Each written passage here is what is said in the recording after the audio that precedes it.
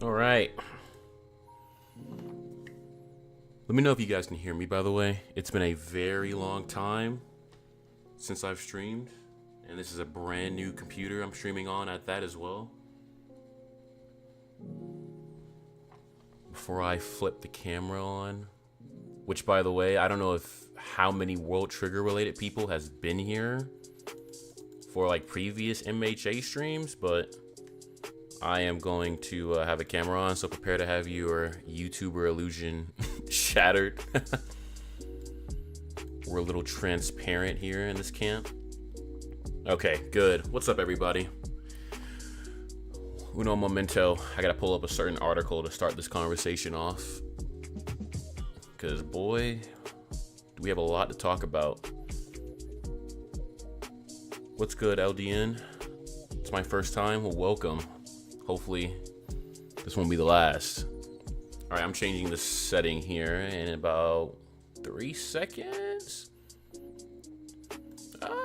There we go. Hello, chat. It is I, the man, the myth, the legend behind all your infinite World Trigger yapping. Me when I know nothing about World Trigger, but I shall be here for the fun of it. Hey, that's okay. We'll take those. We will take those. What's up, Ozone? What it do, man? I think I just saw you like my tweet too. Yeah, I did. What's good, buddy? Oh no, I lost the article. Let me go back. There we go. All right, chat. There's a lot of things I probably am going to try to get to today with this whole thing. Let me pull this over to... I don't need the manga quite yet. Your face is covered. It's covered in a shadow. Is it? Oh, I guess it kind of is, isn't it? It's a little dark in my room. Well, this may be unfortunate. Let's see. How can I... This is going to be a little unfortunate, chat. I actually have no idea what to do about that. It'd be amazing if my blinds worked. And then I could fix that. Or I could probably pull up my... Let's see here. Camera hub off the side here. Hold on, chat. I gotta fix this. If I can fix this, I'm really not, let's see here. This might be a little rough. Let's see here. Nope, that's saturation. Don't want to touch that. Is there not like a brightness button, Elgato? I guess not. All right, you know what? We'll fix it in a little bit, chat. When it gets darker, I'll flip another light on. Hello, chat. Hello. First time to love your content about World Trigger. Thank you. What's up, Kana? Kana. Hi. Thank you again for the stream the other day. By the way, I got what I needed from that. Don't got a desktop lighter. I actually don't, unfortunately. My desk is really small. I wish I had a larger desk to actually have room for a desktop light, but it's okay. I will have this fixed for the next time, chat. I promise. I actually kind of hate that. I'm not going to lie. I wish I could fix this immediately. But I really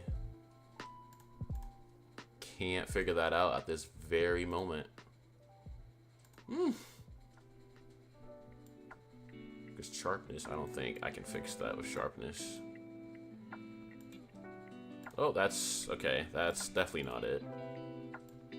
Oh, wait, there we go. I think this will work. Okay, I think this will work.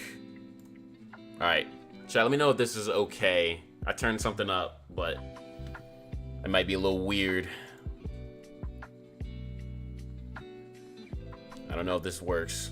Anyway, yeah, y'all let me know. But before I start yapping, let me just get a quick pulse check and just ask the simple question of how does everybody feel about the reboot itself? I think that's probably one of the biggest surprises this year so far. If not the biggest, I think probably next to like Yona of the Dawn getting a second season. I think it's probably the second biggest thing. Okay, this is a little loud. I gotta turn this down. Yeesh. I said down. I said down. There we go. Because a PNG, it solves all the problems. There we go. Okay, thank you. Thank you for letting me know. I love the idea of a reboot. Same here. I think the interesting thing is when I came home from, because I was at work. No, not even at work. I was asleep when the reboot got announced, and I woke up to like 50 Twitter notifications, and I'm like, I'm getting canceled. I don't know what I did, but I'm getting canceled. And then all I see is the official World Trigger account, and it's the like the date countdown, and I'm like, I was cooking, because I said this for anybody that was around during my time reviewing season 3, right, when it was weekly. I literally made a video talking about like where the series could go from here, and I said, hey, what if we do a reboot of season 1? You know, like, because it literally is not negative at all to do this whatsoever, in my opinion. But this year so far, nice to see everything in season 1 with new animation. Exactly. I don't think you can go wrong with a reboot, personally, but we need it for real. But I swear, if it brings in the wrong crowd of Mikumo, I'm gonna crash the fuck out. So kind of that, back to what we were talking about, I hope it filters. I really do, and it's kind of like gatekeepy and like elitist of me to say, but I just feel like when you look at how this generation of shonen anime fans particularly is very like hype beast kind of impatient. So I kind of hope that like World Trigger airs alongside Kagurabachi. That way they can go to that and we can just kind of have our bubble. You know what I mean? That's my biggest hope. Can't wait for Ota greatness. I am 100% bringing that up, Ozone.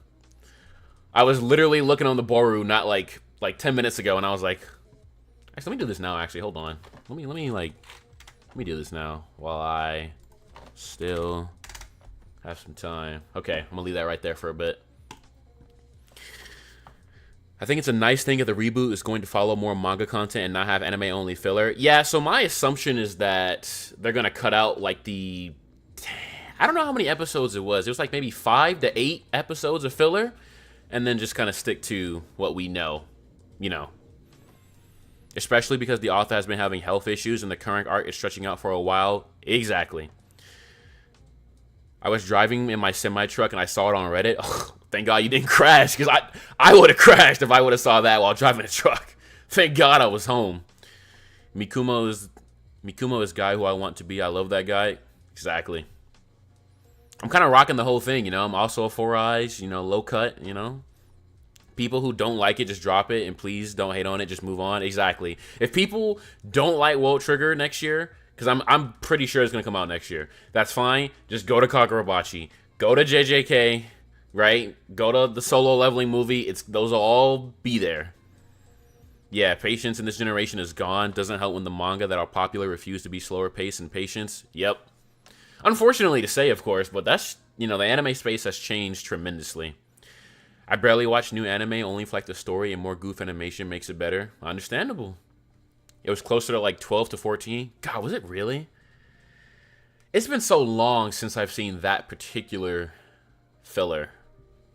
I will be in the trenches defending it. I will be too. It's funny, chat, because, with my MHA crowd, anybody who knows like my engagement with MHA knows I kind of swore off on like engaging with negative people because I didn't want to be that person, but I think I'm gonna end up having to be that person when the World Trigger Reboot airs. But yeah, overall though, I would say that I'm excited for it, especially just because of the fact that, again, with Ashihara's health, the series can never not benefit from having something to push the momentum of it, right?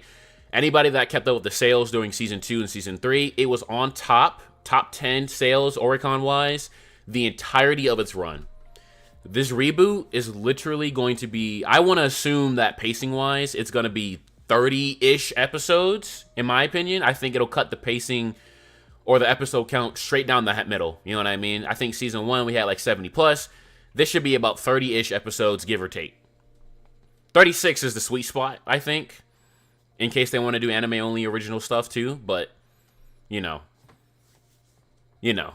think this is just the ultimate win, though. We get more World Trigger.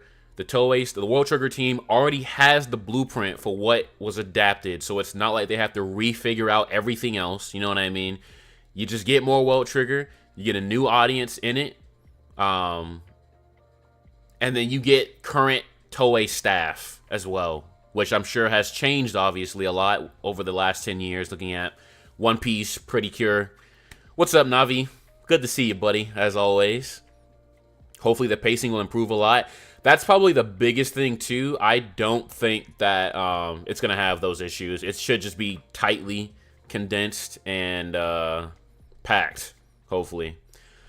Probably 3 cores. That's my assumption. I think ideally it would be 3. Low key it could be 2, but I think for the sake of like After Crater Invasion,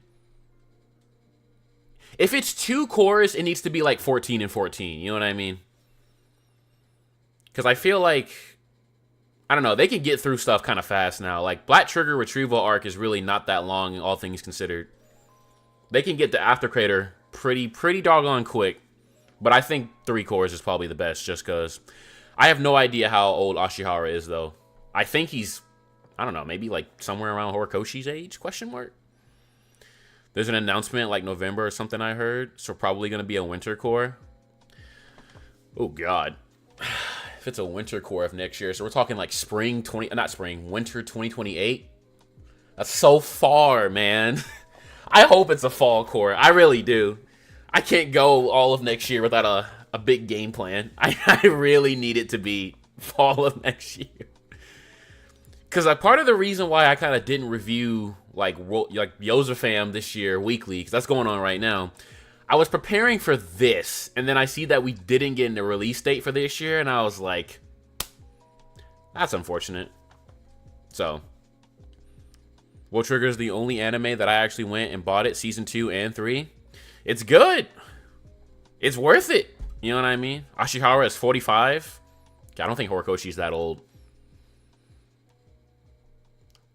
I don't know how old Horikoshi is. I don't think he's that old, though. He's definitely younger. Definitely a younger guy. My friends can't even finish the first 3 episodes of Season 1.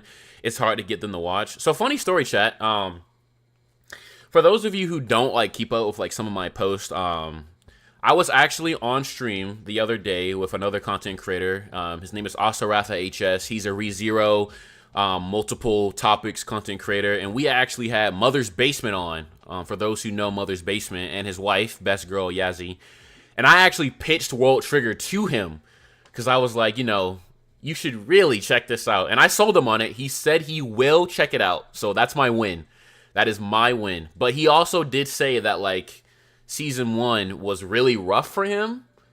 But he didn't dislike the content that he saw. He just thought that the presentation for Season 1 was rough, which is fair. You know what I mean? I can't really completely justify it these days, now that I'm aware of how stuff works. I can't really justify how it used to be, but He is going to check it out. So I'm hoping that, of course, that presentation fix and the pacing fix, you know, it's going to get a lot of people on board. It's cool strategic shonen, but not for everyone. Strategy is usually a seinen thing, or seinen thing, but since this is shonen, the character vibes are lighter and more fun, which makes it a great experience. Yeah. But you know, it's funny. That's like the strategical part of the series is what really attracted me personally. You know, I'm like a Log Horizon fan. I love Shangri-La Frontiers anime only for that. You know, I said in a couple of my videos, but like the games I play, all kind of build focus. You know, Destiny, Division. So this is like my bread and butter. But before I get off topic, I do want to kind of talk about this article here from Sakuga One. If you don't know who Sakuga One is, they are a overseas account that kind of dedicates themselves to animation, kind of, you know, conversations, articles, and stuff like that. Similar to another Sakuga contributor named Kevin, among many other people. And he did do a article for World Trigger around the time of the reboot getting its announcement, I believe, or just kind of in general, I believe. And there's some interesting tidbits that I don't know if people publicly know. So I did want to kind of read this for in a little bit. Hot take, but due to the author's health, it is time to have the conversation to wish the author to end the story, even if it comes at the cost of the story. See, we say that. See, I understand that because, you know, obviously the vision is still large, even with his health. But then you look at like Togashi, right? And like Togashi is like fighting real hard to make that comeback right now. So it's like, you know what I mean? You know what I mean? Like, ideally, I would say I put Ashihara's health first over the long term of the story. But at the same time, it's a tough call for me to make, man. Because this away mission saga has been built up since I was like 14. You know what I mean? I kind of really want the meat and potatoes, but at the same time, I wouldn't want the meat and potatoes to come at the expense of his health. Part of me wishes that he had help on the level of like Gege and Iwasaki with the recent JJK Modulo. You know what I mean? That's what I kind of wish. You know, maybe Ashihara writes and somebody else kind of inherits the art with the editors also jumping with the art. You know what I mean? But that's just me. I think he has a team, so the story is finished. He may have backup plan for a guy like him. He does have a pretty good team. A pretty big team, actually. I think he has like a good amount of editors from what I remember like years ago. World Trigger might actually outlive One Piece. I think it will. You know, it's funny, Ozone. I don't know if you've seen like the Henry Thurlow, his Twitter, but he always makes tweets about how like when a series ends, he's like, this series ends, but One Piece remains. I think World Trigger is going to be one of the few series from the 2010s that outlives One Piece. Hilarious enough. Yeah, I get it. I'd rather them get a team to do the art and he sits and writes. Yeah, that's my thing too. If it push comes to shove, you know, if it just gets too bad for him, I hope that he considers having somebody join board and help him finish the story. And I hope that by the time this is done, he gets some serious R&R. Like, him and Horikoshi especially should be taking a break. But anyway, let me read this to you guys, just so that we can all get on the same page and I can kind of get started with my conversations here. But coming from Sakuga One, before explaining how World Trigger changed staff and became a show of qualities, talking about Season 2 and 3, we have to remember the unfortunate Season 1. We had the veteran Mitsuru Hongo directing 48 episodes and the promising Koji Ogawa directing the last 24. However, the schedule for that project was a disaster. So, right off the bat, I actually had no idea this was a thing. I'm gonna be honest with you. Season 2 and Season 3 of World Trigger, I was not like deep into my animation bag yet and understanding production quite yet. I was still kind of just understanding My Hero Academia's and Studio Bones' pipelines. So for a long time, I actually had no idea that this was split between two different people. And, you know, usually when we get like series staff announcements, it's like one series director. It's rare that we see two people kind of doing it. And usually that's kind of like to take off, like, you know, kind of split the workload, make sure things are kind of simultaneously moving at the same time, not crash a production kind of deal. But because it's unusual as is, this is already like, you know, red flag-ish. But to go even further into it, everything was against this project. Hongo didn't create a visually creative project, and Ogawa didn't find himself in the direction either. In 2014, Toei was a studio far inferior to what it is today. And I think a lot of One Piece fans would probably agree. I think One Piece was probably in DeRosa, question mark, in this time, I think. Maybe just now getting close to DeRosa, maybe Punk Hazard. But World Trigger was a long production anime with little time. Everything was wrong. And of course, I say this all the time, we can have go animators all the time, but no time, just chop it up right then and there. What's up, Foofy? Good to see you, buddy. I know it's been a while, man. Good to see you. I won't deny that the merits of the hits that the project made throughout its more than 70 episodes, but there were few. And I agree. I don't think there were a lot of episodes even remotely close to Yuma versus Visa. When you really think about it, like I think like probably if I would have really put a handle on it, I would say probably I give some credit to Jin and Arashiyama squad versus Tachikawa and Kazuma squad. I would give credit to Yuma versus Visa, and I would give credit to the finale of round 4, and maybe a little credit to round 3. But we really did not have a lot of episodes that were like out there. You know what I mean? I don't know what old Toei was like, but it's not the beast that we know it is today. Toei was a mess then, and so I've heard. So going on to say, even so, it's fair to say that this season was a success, which is crazy to me. Crazy but not crazy. Which allowed the anime to return years later. And at that moment, it would be the redemption. 2021, so I was in college at this time, 5 years after the end of the first season, unfortunately, many changes and improvements. Now, the project was no longer a long production one. It would feature the excellent Morio Hatano as a director and many talented animators. World Trigger will become a great action anime. And for those who aren't aware, Morio Hatano is coming back for the reboot. He is maintaining his position as series director. Same ship captain, essentially. First off, the aesthetic changes were impressive, with Hatano as series director, a new color designer, and a new cinematographer, Rumiko Nagai and Yuichiro Nagata, respectively. World Trigger started to feature cooler colors, and we can see, this is season 1, obviously, right? And it's not bad, right? I don't think it's bad for its time period, of course, I always like to take into account of when it came out and the circumstances it was working with. But just this picture of Kuga notably. Round 8 had some serious polish. It's kind of crazy looking back at it. Look at the hair. The shading on the hair, the depth to kind of emphasize the layers of one overlapping another. The eye color, there's so much emphasis that they can focus on just the actual base. It's so good, man. The episodes where they fought Nasu Squad and Murakami Squad were done quite competently. I think the muted colors and rain look nice. I don't know why. And a lot of people said, that they kind of missed the season 1 aesthetic. And I think that they can kind of find the best of both worlds, all things considered. Or, Hatano might just kind of override a lot of stuff with season 2 and season 3. It's going to be interesting. I think, the aesthetic complaints are definitely going to be, some fair criticism. You know what I mean? I definitely don't think that just because we're getting a reboot, it's going to be all rainbow and sunshine. I think that there will be some criticism, and it'll be fair criticism. You know what I mean? And that's good. We need that healthy criticism.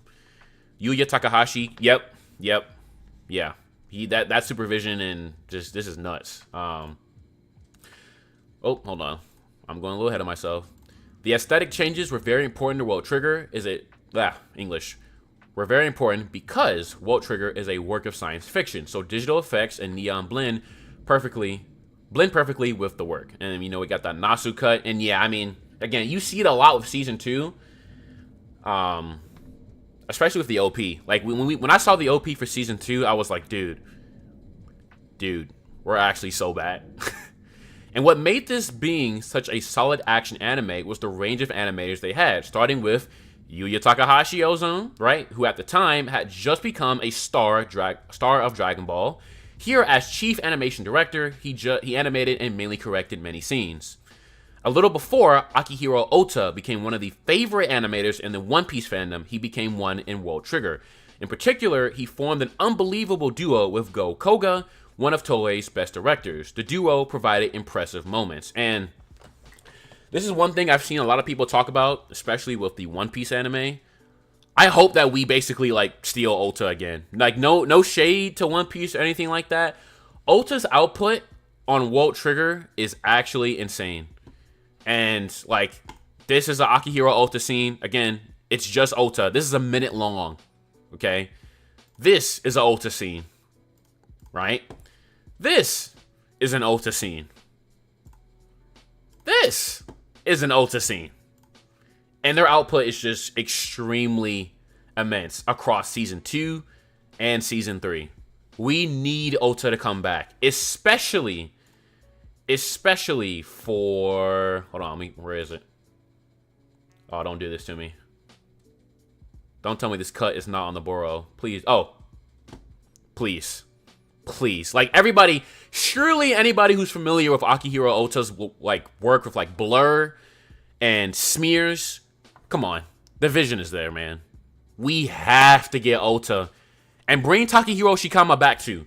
Please let them combo on this episode. For the love of God, we will have one of the best episodes ever if those two were to collaborate. Invasion arc, 100% invasion arc. Even though I'm pretty sure Ota will show themselves early, they're probably going to come around on, like, Yuma versus Miwa squad and the A-ranks. You know what I mean? The A-ranks duking it out. Please let them come back. For the love of God, man. Going back to the article, though, with that, World Trigger had everything. Its series director and episode directors understood a great deal about how to create strategic, thrilling, and very well animated fights. They worked very well with the scale of the battles, the tension in every action, simply incredible. That being said, this work's action is quite unique, obviously. The author developed many rules and features for the action, alongside with a protagonist who isn't strong, but rather strategic. In other words, the anime's fights needed to be very well crafted. Fortunately, this staff found the answer. Even Koji Ogawa, director of the final part of the first season, had the chance to return to a better World Trigger. He directed episode 12 of the second season and 01, 04, and 12 of the third season, which is actually kind of impressive. So again, like, you know, even if we get, you know, even with Hatano taking over as series director, let both these people come back and be episode directors. They're perfectly fine. You know what I mean? They do a good job. You think the pacing will be mostly the same? No. They will crunch down on the pacing immensely, I think. Because looking at season 2 and 3, excuse me, y'all. Looking at season 2 and 3, the episodes were pretty much 2 chapters and a half at most, sometimes rarely 3. I'm pretty sure I counted 2.5 chapters at most, though, for an average World Trigger episode, which is very good pacing for a monthly series. You know, shonen series kind of do like 2.5 as well, or just regular, just normal pace series. You know, they tend to do 2.5 chapters, sometimes 3, depending on the fighting. So I think the pacing will be a lot better. It should flow just as well as season 2 and 3. They have no reason to stretch anything out anymore. You know what I mean? We're way past the end of round 4. And you know what I mean? So Koga 2, I loved his episodes across One Piece and World Trigger. Yep. Bring him back. I don't care about Elbaf, bro. Bring him back. Yozakura, hello from Spain. Hey, what's going on, man? Thank you for coming by. The Yuba sequence and Ikuma sequences are actually got me into the series. Insanely beautiful cuts. And that's what I'm saying, bro. That's what I'm saying. Like, the whole Yuba sequence was insane. I didn't expect them to kind of... Because, you know, when you look at the Yuba stuff, right, it really gives you the impression that they had a conversation about how do we kind of emulate this idea of a cowboy hunting down his prey. You know what I mean? And they did a really good job, like, with that feel.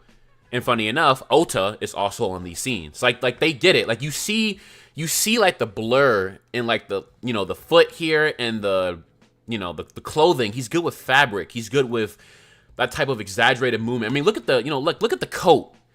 You know what I mean? Look at the detail on the fabric here. You can see the understanding and like the rapid switch of character movements and stuff like that.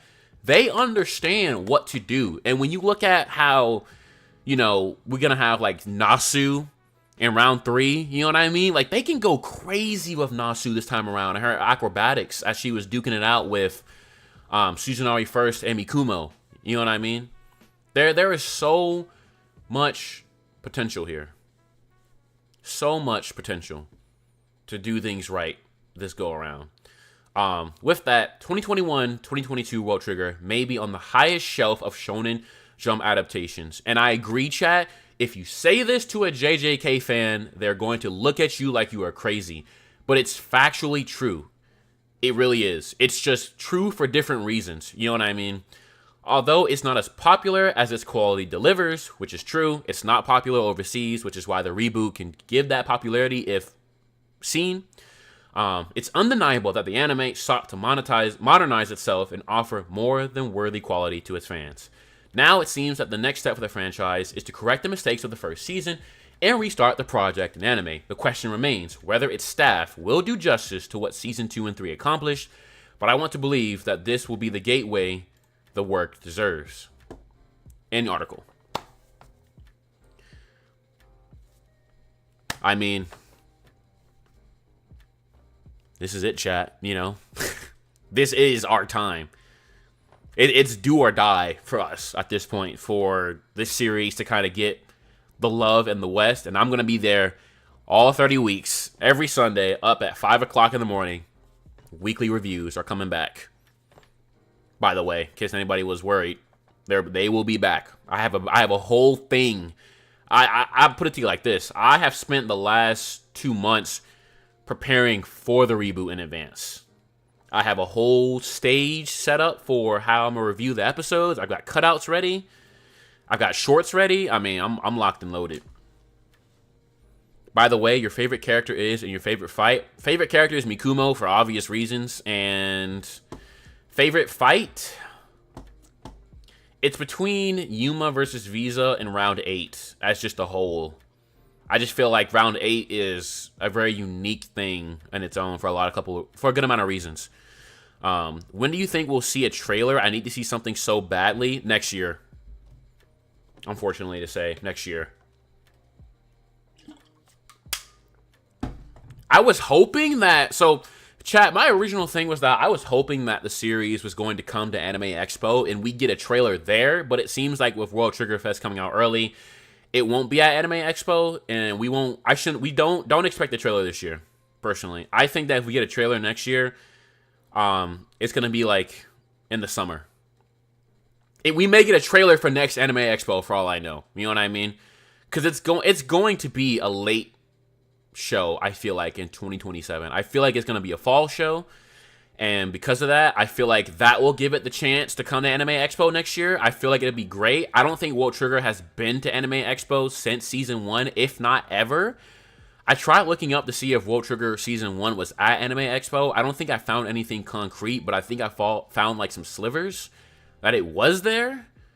But I just hope that World Trigger comes to Anime Expo. I really want to go to Anime Expo with World Trigger there and like shake somebody's hand, bro. You know? Ota with his new, I always mispronounce this word, idiosyncratic style on World Trigger will be amazing. I agree. When do you think they'll be announcing a date next year? Unfortunately, y'all, we're a ways out, I feel like. So for anybody who didn't get to watch it, and again, shout out to Kana, who was here. I don't know if she's still here. But she was able to provide a stream to the World Trigger Fan Fest, and, they are on the Black Trigger retrieval arc. So they're probably like on episodes like 6 through 10 right now, production-wise. If we're going by that pacing, we're already in May. Another 10 episodes can be like the rest of this year, truth be told. Anime episodes take a long time to get done. And then another 10 to 12 to 14 could be majority of next year. And then they wrap up production in the middle of it coming out. You know what I mean? But honestly, I'm not in a rush. The longer they wait or the longer they take to get it all done, the better. Because that means that they can do a whole lot more. So, it's time to get ready for people to join our World Trigger cult. Yeah, I'm kind of looking forward to it. You know, I talk about a lot of things all year long, but, like, it's clear that I have a very, very, very big World Trigger audience. So, I'm kind of looking forward to getting to talk to you all more often when the reboot comes out. Has it been announced what year it's coming out? I'm guessing fall 2027. That's my guess. No official confirmation, so do not take it from me. That's my guess. A trailer in summer and release in fall, maybe? That's my guess as well. That is my guess. I just can't believe this exists. I'm gonna be honest with you, chat. Like, you know, Studio Wit already doing like the One Piece remake was already crazy enough, but this is just unfreaking believable. This and Yona of the Dawn, unfreaking believable. I'm the Spanish propaganda manager of World Trigger. I'm creating a tiny fan base and I keep helping. Please keep fighting the good fight over there. Let people know to be excited. Please, we're going to come swinging when this whole thing gets animated. And then of course, oh gosh, dang it, hold on. Bookmarks. Here we go. And then of course, you know, we got this preview, you know, from the World Trigger thing, but it says, you know, Black Trigger Retrieval Arc or Black Trigger Arc special preview, and you know. And I will say this, chat, this is one thing I'm looking forward to, like, being uploaded on the Boru, because one thing we don't have for World Trigger, there's no, like, layout or Genga or, like, anything on the Boro for World Trigger. And it makes me kind of sad, but I also know that, like, back then, you know, they probably weren't just, like, showing everything, mainly because the project was in such a tough position.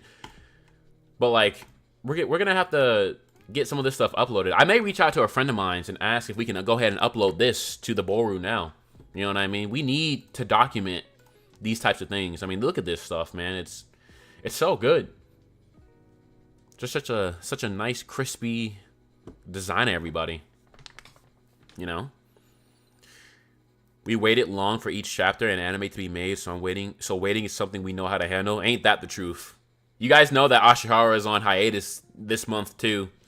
Next chapter will be in May. It will be in May. I agree. It's so unbelievable and that this got a remake before Tokyo Ghoul and all these other globally popular series. Not complaining though. Yeah, me neither.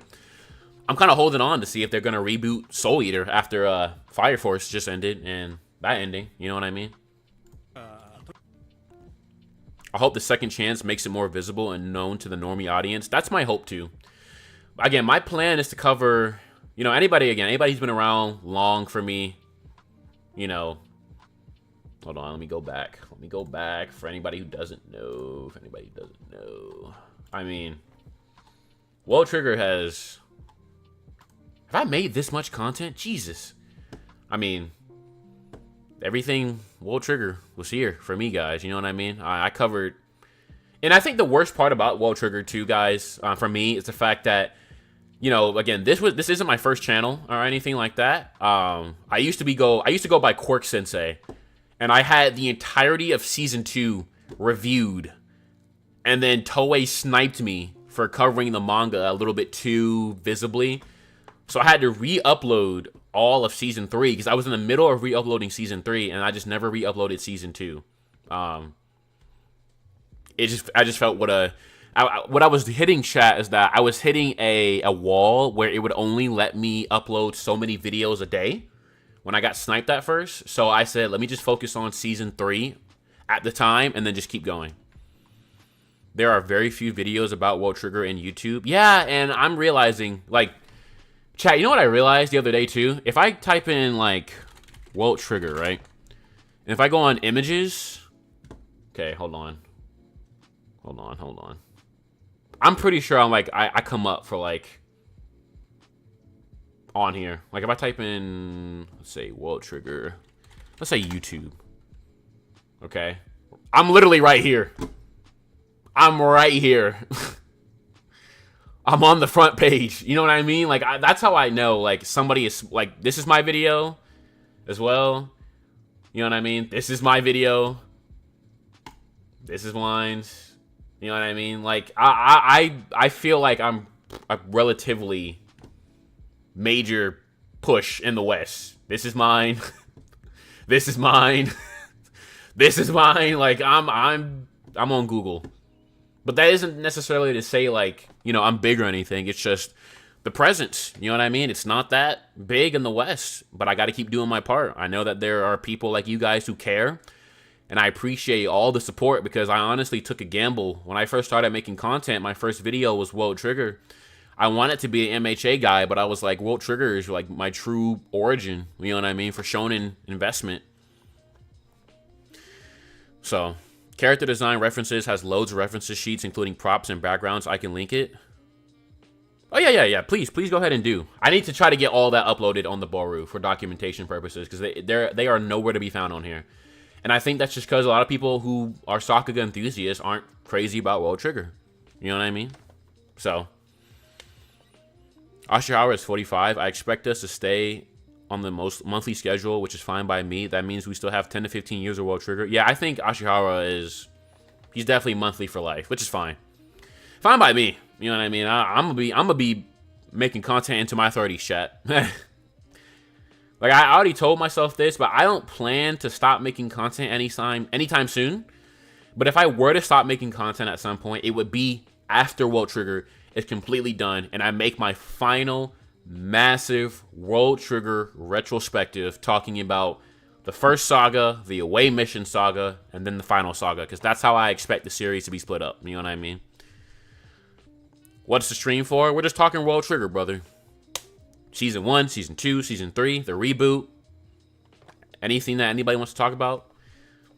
It's just about time I actually dedicate some time to World Trigger, because I've dedicated a lot of time to everything else. Honestly, with the level of complexity World Trigger has, it would probably be detrimental to the story if it went back to weekly. 100%. Keep Ashihara away from weekly. He will end up fighting for his life like Togashi. And that is not a good thing already.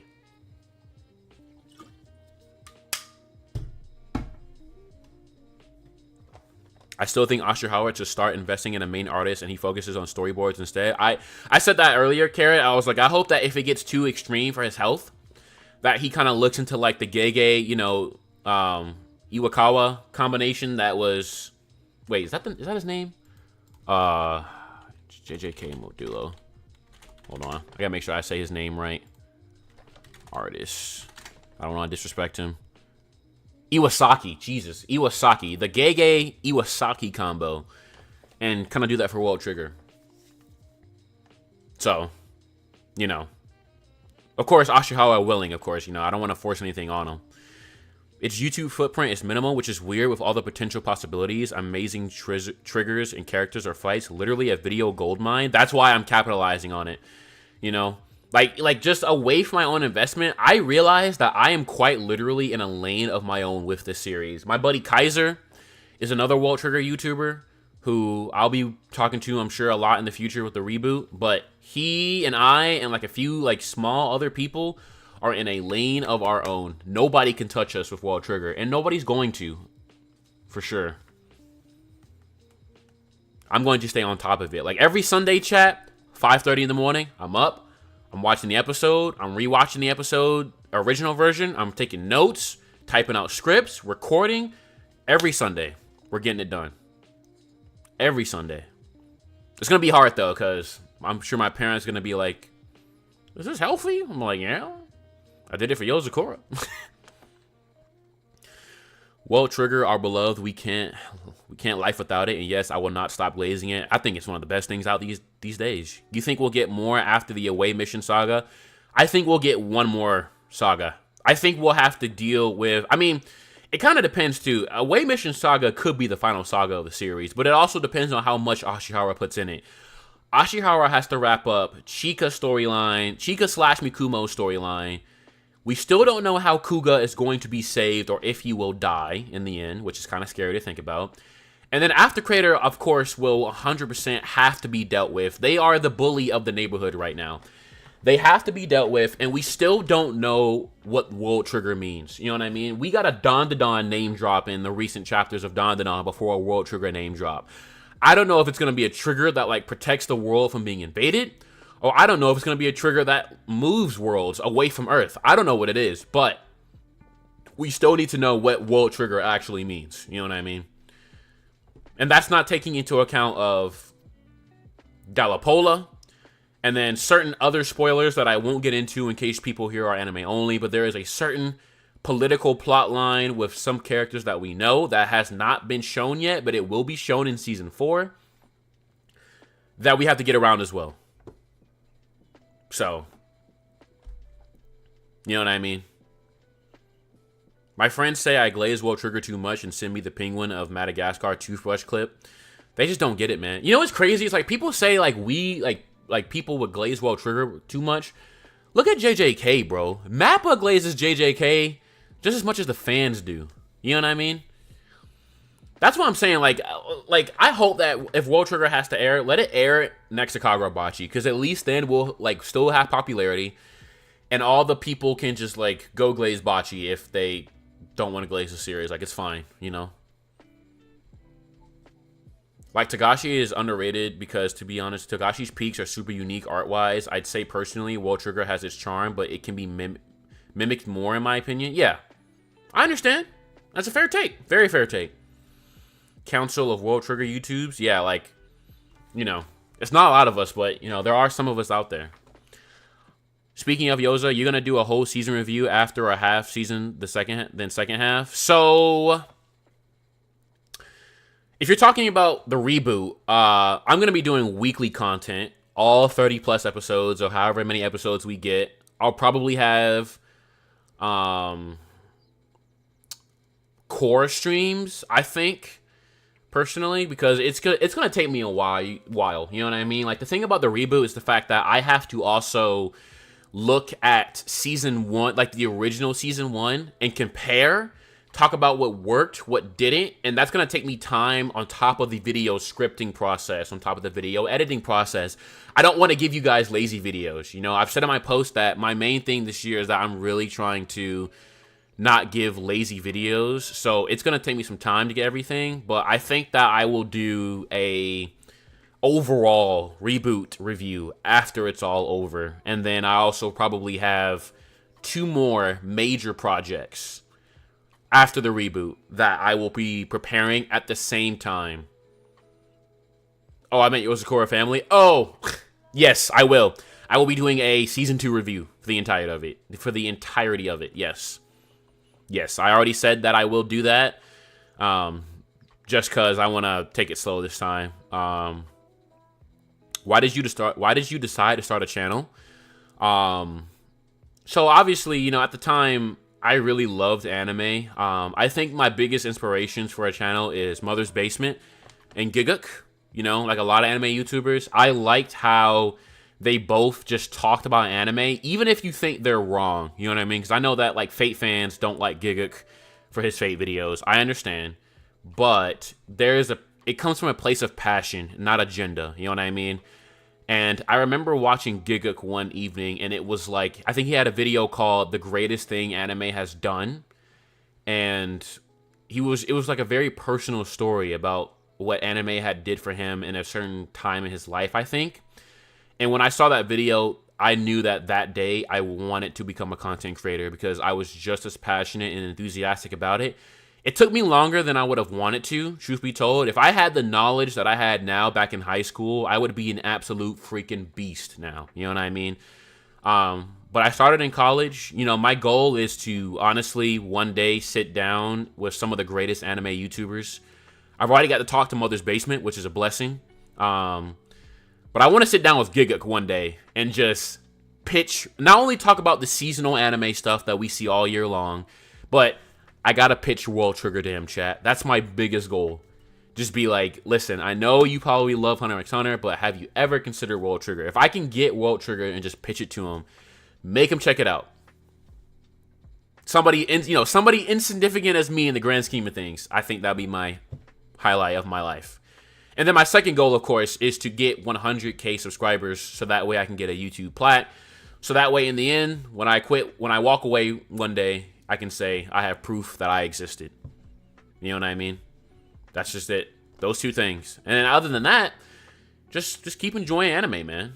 You know, I want to keep enjoying anime. I want to hopefully inspire people to pick up the mic and keep talking about anime as integral as they can. And yeah. How old am I? I am only 25 now. I just turned 25 in March. It's our start war movie for us. Yeah. Yep.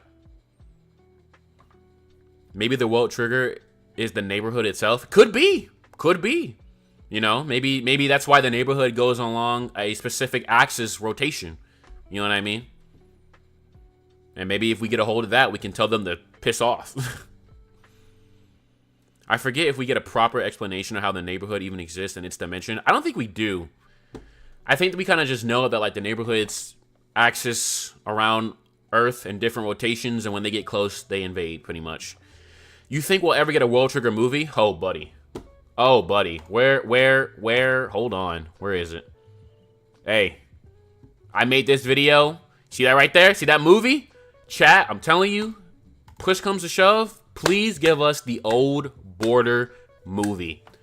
You literally cannot go. I would take a hiatus for an old Border movie. I'm so serious. Let Ashihara be involved 100% in the production. Let him write the script and stuff like that. Give us a young Jin. Give us Mr. Mogami. Give us Shinoda. Give us oh my god, what's his name? Chat, I feel like a fraud right now. What's his name? Oh my god, what's the director's name? Oh my god. I can't remember his name right now. It's making me mad. I can't remember his name. What's his name? Kido. Give me a young Commander Kido and everything. Give me a young Konami before she got her Kogetsu axes. You know what I mean? Give me everything. I want an all-out PvE war. I want to see some bodies, so that way we can have some stakes going into the away mission. You know what I mean? Some more added-on stakes. Just give me all of it, dude. I want to see Fujin be created in real time, and I want to see Jin absolutely lose his freaking marbles and decimate everything in a rage. You know what I mean? That's what I want to see. You give us good content, very good content. Thank you for your effort. Thank you guys, man. Again, I'm taking a big gamble every time I make a video, but I've come to realize that there is a very large, quiet audience for World Trigger, and you guys deserve somebody to speak up about the things that you guys care about, and I'm here to stay. As long as I stay healthy, I'm here to stay. I'm here to stay. Love your videos. Thank you, BG. Appreciate you, man. Connor got bored after like 50 episodes or something. It's been long ago. He forgot everything, if I'm not wrong. Yeah. I understand. I think I remember Connor did speaking about that. And I hope that the reboot can kind of get them invigorated again. Mikumo may become like a Kido version of it. I agree, dude. I think Mikumo should listen, chat. You know, and I don't know if anybody watched MHA's like more episode today, but in light of that episode, the best case ending for World Trigger, in my opinion, Mikumo should low-key lead the future of Border. That would be so freaking hard. Considering the parallels of how Kuga sees Mikumo as a father figure, and how Kuga's father was like one of the people who created Border, please, bro. Please give Mikumo that title. Holy crap. That would be so peak. Holy crap, dude. It'd be amazing. The manga has somewhat delved into neighborhood world creation, but it'll be candid for anime onlys. Yeah. Fair enough. Don't throw Ashihara into any more delays. Bro already skipping funds. Dude, I can't lie though, chat. If we get a World Trigger movie, I will take a leap of faith and say that movie would outgrow Demon Slayers. I think that people do not understand the motion that series has in Japan. I think a World Trigger movie would whoop Demon Slayer in the box office, and it will be very interesting to see. I think a world got destroyed and there was Tryon planet came from. I see. Crazy how World Trigger is like one of the only successful sci-fi battle shonen. The genre is filled with fantasy titles. I'm not complaining, but I want more sci-fi. True. I think like Eden Zero is like sci-fi, but you know, it's, you know, Mashima. I wish we got more episodes from the early border and the war then. So here's the thing too. We could easily get that. You know, if we get like the Jin flashback, you know, give me the hidden inventory of World Trigger. My guy, what's up, brother? Oblivious. I told you I was going to look out for you in chat. What's up, buddy? What's good, man? Good afternoon to you. Good evening. Appreciate you coming by, man. They can do so much by just animating the training that each character goes through. Love to see Jin fighting other agents and training them. I agree. I'm telling you, chat, like a prequel movie or a prequel arc, millions right there. You can't go wrong with it at all whatsoever. It's like the thing about the reboot and this idea too, it's harmless World Trigger content and it literally only boosts the series up. You know what I mean? It's different if we were getting something that hurts the series, you know what I mean? Or like waste time, you know what I mean? But this reboot is literally going to give the series 30 plus weeks to give us fresh World Trigger content. So on top of the rest of this year, we're going to have 30 plus weeks. So that's basically like 7 to 8 months of episodes. You know what I mean? That's 7 to 8 chapters. And by the time the reboot ends, you know what I mean? They technically could announce a season 4. And they could do the first half of the season 4.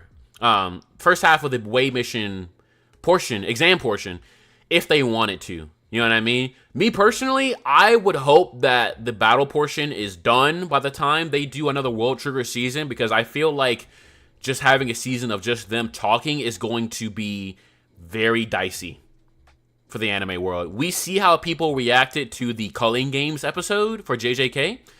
I feel like even if the exam portion, right, were to have the same type of direction that the Culling Games episode had with the unique visuals and the very analytical presentation, it's going to take a serious visually creative presentation to keep people engaged the entire time. I need cool lighting. I need like character acting. I need a little bit of everything in that season, because it's going to be dull for people who aren't like super fans like us. You know what I mean? So, nah, not Demon. Oh, hold on. I don't feel this should be the ending. I really hope for a time skip. I do too. I think there should be a time skip, and I think that it should show, like, so, you know, I'm not trying to spoil anything for the manga here, but for anybody who's reading the manga right now, we know that the exam was kind of like foreshadowing a lot of people's potential positions at the end of the series.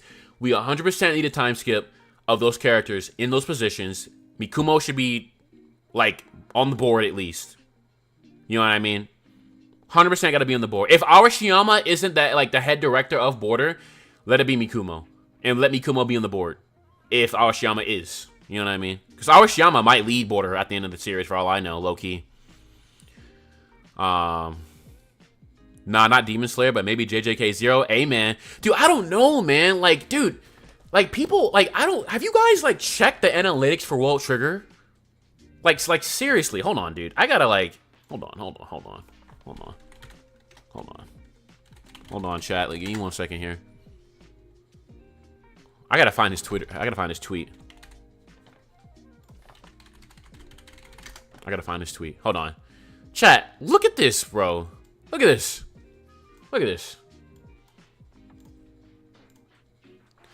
This is a chart that was 3 years ago. I mean, like, and then look at how hard it was staying in Oricon. This series has hard motion. I wish I could find like a recent chart from him. I don't know if I can though. Hold on. Let me see if I can find like a recent chart. I don't know if I can from Josuke. This is 2022. I don't think I can. I don't know if he's done a recent chart for the series. Unfortunately. Josuke, give me my updated chart. Even so, again, like, this series has incredibly hard motion, chat. I think this thing with the right staff and the right movie, we might go nuclear with a movie. That's just me, though. That's just me. I feel like the characters are young for a reason, so we can actually see them grow. Plus, I have a strong feeling the neighborhood mission will be the trigger for a time skip. True. Chat, I might sound crazy for this, but I low-key hope that, like, Mikumo gets stuck in the neighborhood. And we get a time skip. Low-key. Or, like, let him get stuck with, like, Hyuse or something like that. Oh, my God.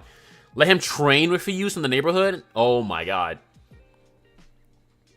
Phase 1 of the test will take about 30 episodes. I don't know, man. Again, like, I mean, like, again, like, if we're talking about... Hold on, let me pull up the...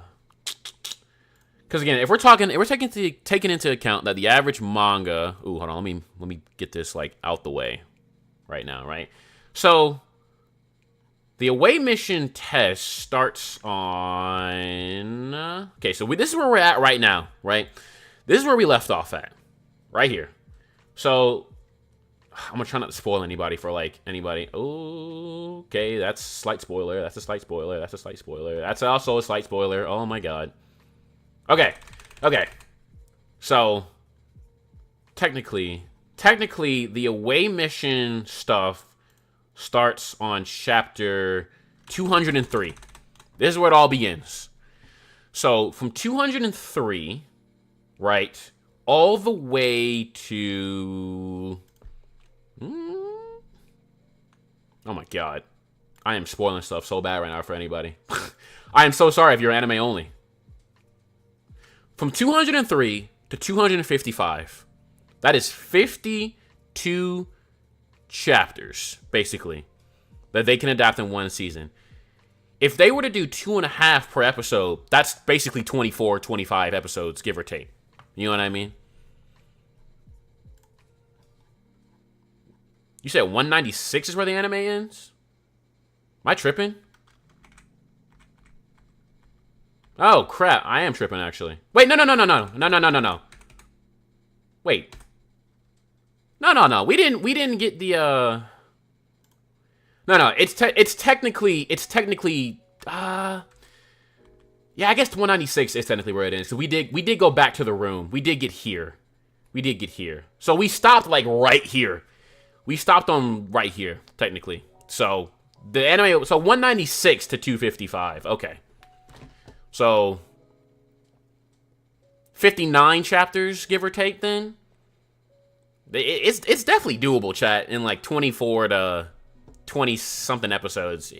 I don't know if they're going to do it to 30. I could be wrong, though, because some of these chapters are mad long. Maybe it might be 30. I don't know. I underestimate sometimes how fast dialogue can go by on an episode of World Trigger. So, I don't know if it'll be 30 plus, though. I think it'll be 24 to 28 episodes at most, though. That's my personal opinion. Because again, it's just talking. You know what I mean? It's like, unless they do a bunch of original stuff, it's just talking. And they can go fast with that. You know what I mean? Because that's less to kind of rigorously animate and more so just unique direction. Like, I want for the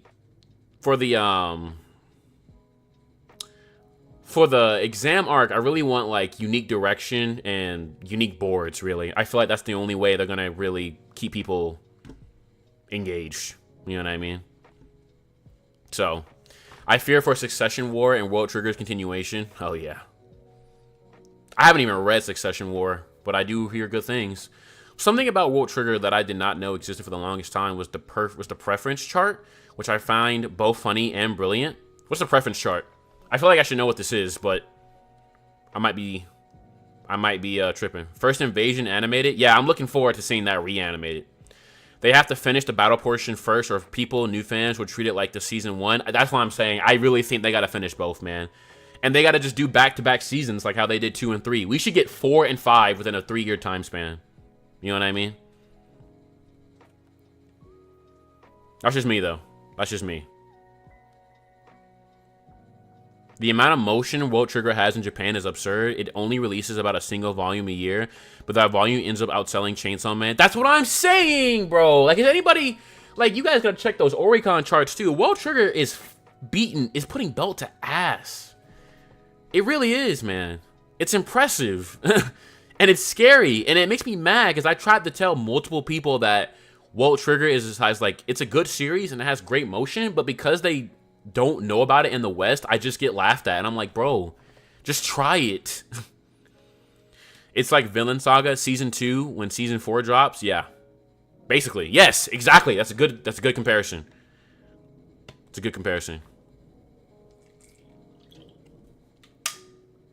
I think they're also going to smooth out some talking, maybe. Probably, yeah. Probably. You know, the team definitely understands it. I just wonder what they will cut, though, or smooth out. You know what I mean? Like Ashihara is very elaborate and very thorough. So it's like, what do you want to change? You know what I mean? And one thing that can't be touched, in my opinion, do not touch the Hiyus and Wakamura stuff. Leave it alone. That is flawless, peak Ashihara content. Don't touch it. Don't piss me off. Don't do it. I think the indoor portion of the away mission will adapt 2.5 chapters an episode. Yeah. Every one of those chapters has the sort of dialogue the Culling Games explanation episode had. Exactly. Exactly my thinking. I genuinely think that it's going to be 2.5 episodes per. You know what I mean? The only time I see them pushing is if it's like the Hiyus and Wakamura stuff, where it's like one giant section. And they don't want to like have it end on like an awkward note. But I digress. I feel like Yuma and Chika will get stuck in the neighborhood and trigger a time skip while Mikumo stays at border to find a way back for them, and they keep looking for Renji with Yuma as the guy. That is true. Ooh, that might be kind of spicy. The only thing about that, Gaddix, is the fact that I'm wondering what Gallipola's role will be. You know what I mean? Because Gallipola could technically get them in and out. At the same time, we also have to take into account that Mikumo might fail in the end. So will Gallipola get him over to the other side? You know what I mean? Like, there's this very interesting Gallipola thing going on. Looking at the chapters that came after the Rank Wars. So, I'm curious. I'm very curious. You know what I mean? I try to get everyone to watch it. Season 1 just hurts our chances of convincing people. Yeah. And I've turned to telling people to read it and then, like, watch, like, certain episodes. You know what I mean? Like, I'll tell people to read it and then say watch Yuma versus Visa. Or, like, watch, like Yuma versus Miwa Squad. You know what I mean? That's a good episode. Niche fandoms in Japan pull up like you wouldn't believe. The Overlord movie was doing Mugen Train numbers during its opening weekend. Exactly. Exactly. Mikumo stays at border to build connections. That is true. That is another possibility, too. I just, man, there's just so much Ashihara can do, man. Really is. Now I am just imagining how the opening will be for Season 4. All right, chat. Everybody drop their opening artist of choice for the reboot. Everybody drop them right now. Drop them. Usually teasing them with Season 2 and 3 helps to get them through Season 1. That's what I've done for a lot of people. I always say how there's like a giant jump of quality. So I say how, like, I compare it to like how One Piece did it, right? How you go from like One Piece to Rosa or like One Piece Whole Cake to Wano. And it's like, if you can get through that, then like, you can get through anything, man, you know? But no, seriously, what does everybody want for World Trigger's reboots opening? I think the funniest thing about this too, chat, is that all things considered, when you look at the Season 2 opening, they wanted to reboot this series. You know what I mean? Like, when I first saw it, I was like, man, they're doing this because it's been so long. But like, all things considered, like, they really wanted to redo this OP or redo Season 1. Like look how good this is, bro. Like, oh my God, bro. Like, look at the, bro. Like the way they're just teasing Yuma versus Visa here. Like, bro. Oh my God, dude. Stop, man. Stop. Oh my God, bro. Oh my God. The nostalgia, man. The nostalgia. Tatsuya Katani, Eve. Oh man. I love them both. You know I'm a big Eve fan. oral cigarettes. I want the OP to be similar like the OG OP. So you want Giddy Giddy or oral. What's his name? Is that who did Gear? Isn't that oral cigarettes?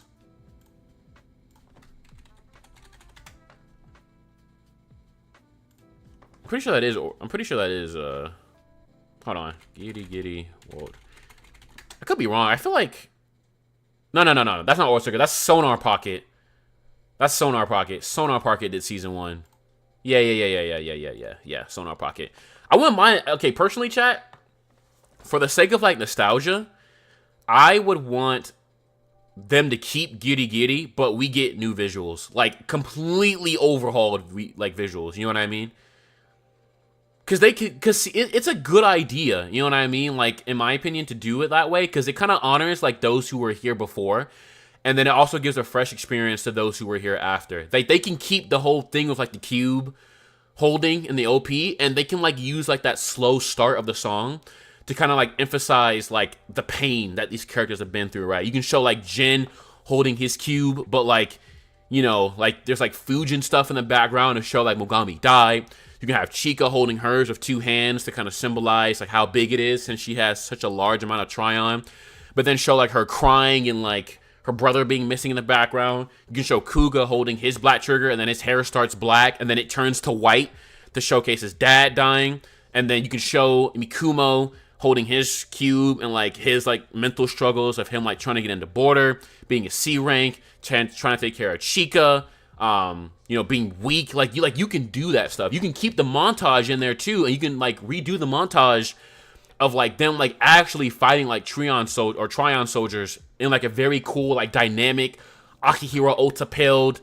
You know what I mean? Like you can really like keep Giddy Giddy if you really wanted to. It's a good OP. It really is. It really is.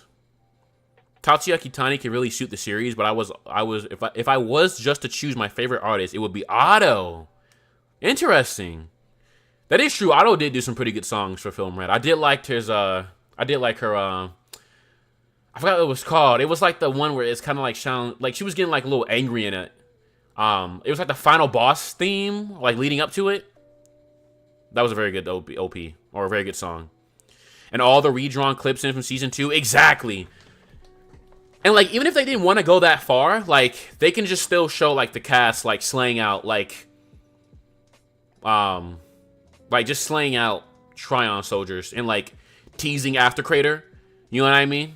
Teasing the Nomiya squad. Since that was like the later like round 4 thing, like I don't know, chat. They got the whole juice. They got the whole juice, the whole sauce to work with. The guy who did the Kaguya-sama opening wouldn't fit at all, but it will be fire. Oh, God. I feel like he's, like, attached to Kaguya-sama. I think he did Akane Banashi. No, he did.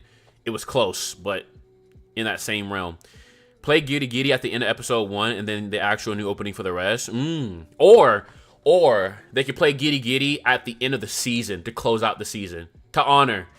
I just feel like Sonar Pocket deserves to be included in this remake just reboot to some degree. You know what I mean? I really do. Like, you know, when I look at like Ranma, you know what I mean? Ranma got a lot of homages to the original OP apparently from like the era it was coming out. But it's not the same artist. But I feel like they should do something to kind of honor Sonar Pocket to some degree. I really hope that If anything, I feel like them closing out the season with Giddy Giddy would be more emotional than them, would be just as equal as them keeping Giddy Giddy. You know what I mean? But I feel like a lot of people would get very emotional if they were to hear Giddy Giddy start playing at the end of the season of season 1. Personally. That's just me though, of course. The first World Trigger opening is so special to me. It is too. When the reboot got announced, chat, I was just sitting in my chair after I uploaded that video that evening and just listening to it. And I was getting emotional as shit. I was like, oh my god, we're so back. The story, I think the Nomiya and Tamakoma 2 will end up taking a different path from Border. Main goal is to find Renji and Harahara, which will split the story in a huge way during the expedition. True. That's a good point, Gaddix, because I would think it would be very interesting to see Nomiya kind of lose grip on stuff now that he's finally here It'd be very interesting. The story has so many layers now that with the After Creator arc searching for Renji, the Galapola situation, and Borders development, so we really need the main 4 characters to split up. This is true. And then another thing, too, is that I don't know what they're going to do with Hyuse either. Like, will he use his leverage? But then if he uses his leverage while he's there, the B ranks who don't know anything about him will have to learn the truth. You know what I mean? Imagine Yuma and Chika staying in the neighborhood while Mikumo and Jin stay at Border to rebuild and strengthen it from the inside. That would be the perfect setup for a time skip. But this is a good point. Because what I'm low-key expecting, too, I'm low-key expecting, like, somebody else to invade while the After Creator invasion not After Creator invasion. While the away mission is going on, I feel like they're going to get invaded again. And it's going to be kind of hype to see, like, everybody else fight. Like, I think it'll be a good showcase to see, like, Yuba Squad fight. If they all don't end up going, and to see Murakami Squad. Not Murakami. I can't remember his name. I can't remember his name. It's gonna piss me off. Hold on, chat. It's the squad that we haven't seen much of. You know, homeboy who was picking on Mikumo. That squad. Who is it? Outside of Katagiri Squad, it was man, what's the name of that squad, man? I feel like I'm missing them. I'm looking over here, but I know somebody's typed it in. Kusakabe Squad. There we go. Kusakabe Squad. There we go. Yeah, Kusakabe Squad, Yuba Squad, Kusakabe Squad, Katagiri Squad. Seeing them fight as well during the away mission would be pretty cool. Yeah, Kusakabe. My bad, y'all. Chat. Listen, my brain is still fried from like reviewing the other squad. Like, let me show you guys something actually, just because I think it'll be a fun little sneak peek. But hold on, let me pull this up on the side here. I want to show you guys like my folder that I created for like, just to give you guys an idea, like this is my folder for the reboot right now. This is what I have for the reboot, like a year in advance. I'm not even done, but go even further. Let's see here. Where was it? Did I start reviewing that series? I started reviewing the exam arc last year, right? This was the exam arc. This is my exam arc folder. I had all of this, man. Oh my god, stupid OneDrive. I had so many visuals for the exam arc. My brain is fried. So many names. They could get Vondi, but I'm pretty sure Kagurabachi will snatch him for its own opening. Yeah, they probably will. Vondi would unironically be a perfect start for Kagurabachi too. There's only one ship though. Do you think they find another transport? Galapola. Again, I think that Jin left that whole thing with Mikumo to be like, yo, I need a ride, gang. The best part of the away mission is that we don't know how it will play out, but we have some ideas from the manga, that's all. Yeah, pretty much. I hope stuff goes wrong. I hope that Kuga gets to meet some of his old buddies. You know what I mean? Like we have some advantage here, but the main thing is just pulling up on After Creator is going to be a trip. And then, of course, what happens if the ship gets destroyed, too? We are cooked. I wonder how important the Black Trigger user that attacked Yuma on Calvero will be. That's another thing, too. I have no idea. I have no freaking idea. I'm more curious to know if current Yuma can beat him. You know what I mean? It's going to be one heck of a fight. A lot of trauma in that one.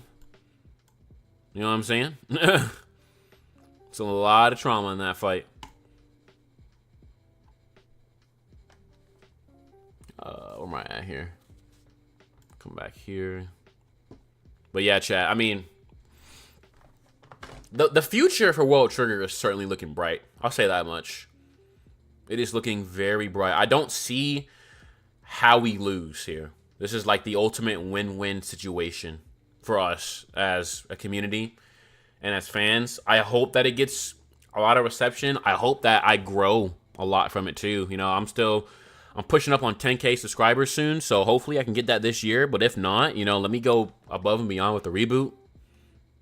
And yeah, I feel like the filler episode in season 1 that is not canon may become something in the away mission. Could be. They can easily retcon it and do something original with it. Make it canon that way. You know what I mean? They don't have to erase it. They probably will, because it was filler. I kind of hope they do. I really don't want to review that weekly. It was fun, in my opinion, but I don't really find it, like, narratively juicy. You know what I mean? But, you know. What do I know, chat? What do I know? But, yeah, man, I mean, Galapola are there so Yuma and the others have someone to rely on besides Border, and that is probably why Jin sees them as so important, especially since T1 can't reach them anywhere. Yeah, exactly. It's gonna be interesting to see what they do. You know, Galapola low-key has much stake as the end game, and has as much stake in the end game as much as like we do. To be honest, the fact that Yuma being on a timer wasn't mentioned at all since so long. Yeah, I do too. My biggest fear, chat, is that like we get past the away mission, and then like Yuma like just gets like a sudden crack on his face. You know what I mean? That's how like you know. And I don't know how they're gonna save him either. That's the worst part. I low-key think that Yuma is doomed. I think that, you know, when you look at like the lyrics for one of the season 1 openings, the Galapola, or not Galapola, the After Crater Invasion one, you know, there's this lyric that goes like, a reason for my life, a reason for your life. I low-key feel like, you know, Mikumo just giving like Yuma that reason to have lived and kept on going for a little while longer before he passes on might come to pass, low-key. I don't know how they save him. We've never heard like Tryon being used to reverse engineer and like restore human organs. You know what I mean? Like that's gonna be pushing it for Ashihara, I feel, who has like a very disciplined view on like miracles. You know what I mean? He doesn't do miracles, and that's what I'm like worried about too for Kuga. But we'll see. You know what I mean? We don't know what the World Trigger is. We don't know what other neighborhoods could have. So there should be nano machines to recreation for new cells in Yuma's body. I mean, yeah, that's true. But like, he lost like some major parts of his body though. You know what I mean? That's the thing. That's the thing. Like, I don't know how they're gonna do that. If something could save Yuma from everything we know so far, what would it be? I mean, I don't know, man. Like, what happens if you combine like multiple black triggers, you know? Because like, here's the thing, right? Black triggers are from life energy. So what happens if like you combine like the ring, Fujin, maybe if he gives up his, and then like, so we also know that like, there's like okay, again, incoming spoiler for anime onlys. If you are anime only, please mute this for like 60 seconds, okay? But we also know there's like a giant power source from, you know, Little Man and his sister within Border. That's how they established the base. What happens if you like use like something like that in combination with like 3 black triggers? Can you create life, sort of speak? You know what I mean? Like, can you like reverse engineer that to like heal somebody's actual body? You know, like, it's just a lot of different ideas, man. I don't know. I just know that whatever Ashihara does, he's not going to BS it. It's going to have to make sense.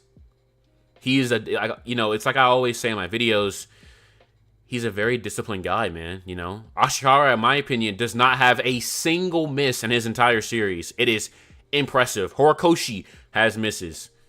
Gege, plenty of misses. Black Clover, plenty of misses. Chainsaw Man, plenty of misses. Oda, plenty of misses. Ashihara, league of his own. And that's not even Glaze. You like, nobody can genuinely bring up anything against me either for that take. I remember in a video how you talked about Mikumo getting a black trigger and thus having his own anime MC power-up awakening moment. And that's another thing too. If Yuma passes on, let Mikumo inherit the ring. You know what I mean? Let him inherit the ring. Because Mikumo would be insane with the ring. Can you imagine Mikumo with like his own suit? And then like he has like a seal that like creates like a bunch of like wires and stuff, bro. Oh my god. Because, like, it'll make up... Because what will happen is that it'll make up for his lack of Tryon. You know, Kitora was is a unique case because she trained and built hers up. But it'll immediately close that gap. He can use Boost. He can use, you know, Bolt. You know, Bolt plus Quinte. The Sonar one. Echo. Add wires into it. The lead bullet you know, the lead bullet one. He would be a freaking beast. It'd be one of the greatest shonen power-ups to come in the last 20 years. It would be insane. It would be insane. I might rip my shirt in half if that were to happen. Like, I kid you not. If that chapter would have come out and we see, like, Mikumo, like, put on the ring and he goes trigger on, I might just rip my shirt in half off of pure adrenaline and hype. It would be one of the greatest hype moments ever. And Ashihara would draw his ass off Mikumo using that thing. Because he already knows how to use... He probably already knows how to use... Like, he probably knows some general ideas. But if we get Replica back as well, for him to teach Mikumo as he goes, you're talking about late game Mikumo's mentality of everything that he learned, plus Replica being back. And then Replica, like, attached to his arm and everything, too. Oh, my... Glaze, bro. Glaze him, Ashihara. Pour the honey on him. Oh, my God. After Creator has 13 black triggers. Not like they can do anything similar or close to it, though. That is true, yeah. They do have a lot. They do have a lot. After Advance and Tryon Tech, they could probably have the cure for Yuma. Replica is already there. There's Chica's Master Tryon. Could be the perfect trade for Yuma's life while also helping him use out. That is true. That is true. We could have a political thing where they get Chica's Tryon. But see, here's the thing, right? Here's what have to happen, though. We're talking about Chica, right? They wanted to take her and basically infuse her into the planet. We can't do that, but we can make it to where Chica gives her Tryon and they get it to After Crater, right? Through like a transportation system, right? And in exchange for Chica continuously giving her Tryon, they help Kuga out. You know what I mean? Like, the series doesn't have to end in a giant battle, but it may. It may. How do you think the way Black Triggers pick users work? I mean, I don't know, man. I don't know. You know, they never really talk about Black Triggers being sentient. I just feel like it probably comes down to like the will of who left it behind. You know what I mean? You know, I feel like Mogami, like when you look at Fujin, right? Mogami probably left it to Jin, but Fujin itself is probably like, you know, let it be like a trigger of a trigger for those who have like for those who have like a good heart, you know what I mean? Something like that. And I know you're probably thinking, well, Miwa used it. Yeah, he's a dickhead, but he probably has a good heart deep down. He's angry because of what happened to his sister. But he probably is a good guy deep down. You know what I mean? But I don't know. You know what I mean? We don't have any specification about that. Afto is like a very unique case. And Kuga is like, it came from dad. So it's like a by blood thing too. But like quite literally, it also has his very life inside of it. So hopefully Horikoshi draws some World Trigger art. I do too. I remember he drew Kitora and Nasu for an exhibition years ago. I hope that he does I hope he runs it back. Either the will of the trigger creator or some personality compatibility, I guess. I think that's part of it, yeah. Could be both, depending on the situation, too. You know what I mean? Part of their will or personality. Yeah. I think that's how it is, honestly, chat. But it's hard to say. Hard to say. We're just going based off what we've seen so far, but hard to say. Yes, sir. Just started rereading the manga from the beginning for the first time. Hey, enjoy the reread, man. I'm probably going to do the same. Maybe not. I might rewatch a couple of episodes from the beginning because I need to kind of get familiar with what is going to be different. Like, that's like the main thing, chat, with my weekly videos. I'm going to have to like watch, like, I have 2 monitors, right? I'm going to have to put the original episode on the left and then the new episode on the right and like be conscious of changes. You know what I mean? Like, I won't do like every little nitty gritty thing. You know, like some scenes might just look better overall, but like I kind of want to talk about like overall changes and adjustments and kind of give you all the ability to talk about it in the comment section of the videos and be like, what did you like? What didn't you like? You know what I mean? Kind of keep that conversational flow going during the season. So, oh, I have my work cut out for me. Oh my God. Thinking about it makes me stressed. LOL, rewatched it 50 times. Yeah, I've rewatched season 1 about twice now. Good stuff. Ooh, feeling lightheaded all of a sudden. I think I'm hungry as hell, chat. Chat, is it bad that I have not eaten today?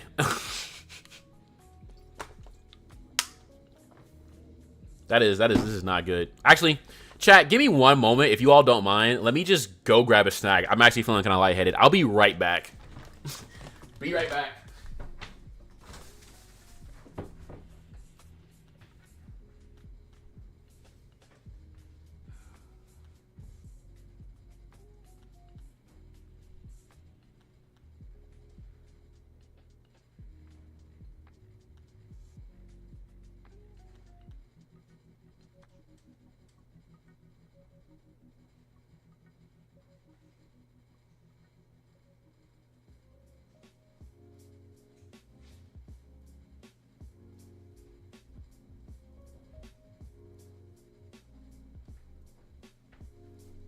All right, I'm back. I grabbed hold on. Door's open. God. All right. I grabbed a crackers and cheese thing. Is it gonna be good? I have no idea, but I need it. I am starving. I have all the episodes in my phone memory card. Yeah, I have all the episodes downloaded to my device as well. So I can, that's how I get things done as fast as I can.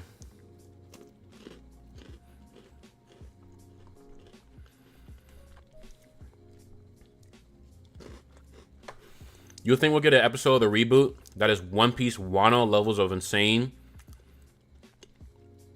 So if we get that, it will be during the After Crater Invasion, round 4, or the A ranks duking it out over Kuga's Black Trigger. That is it, in my opinion.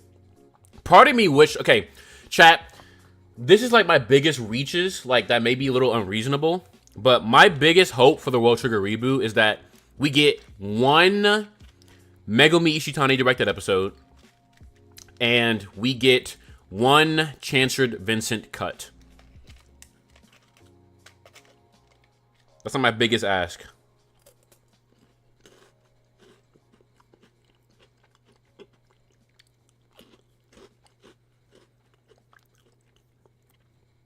The preference chart is about every agent's in the... Oh!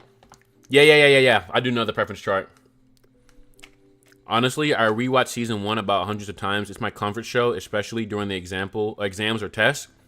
Though I wonder if they're going to keep the narrator for the reboot. I think so. And I know that Kinji Kawai is coming back for World Trigger. He's not going anywhere, chat. Which, by the way, did you guys know that he actually did like a side quest and started doing stuff with Uma Musume? I had no idea he was on Uma Musume. Caught me by surprise. Man, this crackers and cheese is hitting, chat. What's your favorite trigger? I like Viper. I do like Ragus. And I like Wire, tactically speaking. And I do like Escudo. There's a lot of interesting things they can do with Escudo that I've learned.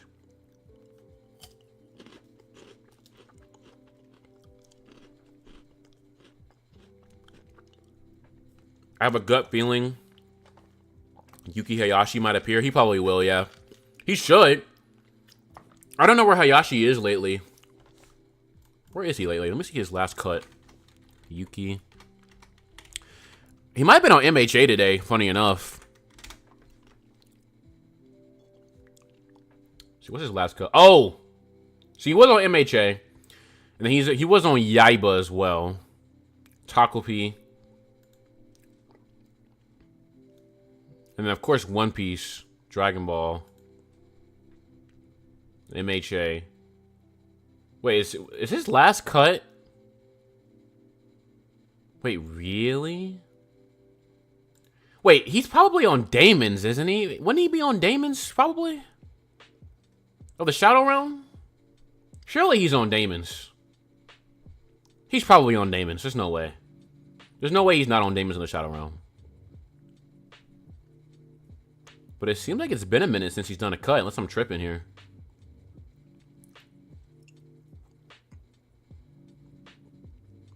I have no idea. Where is Hayashi?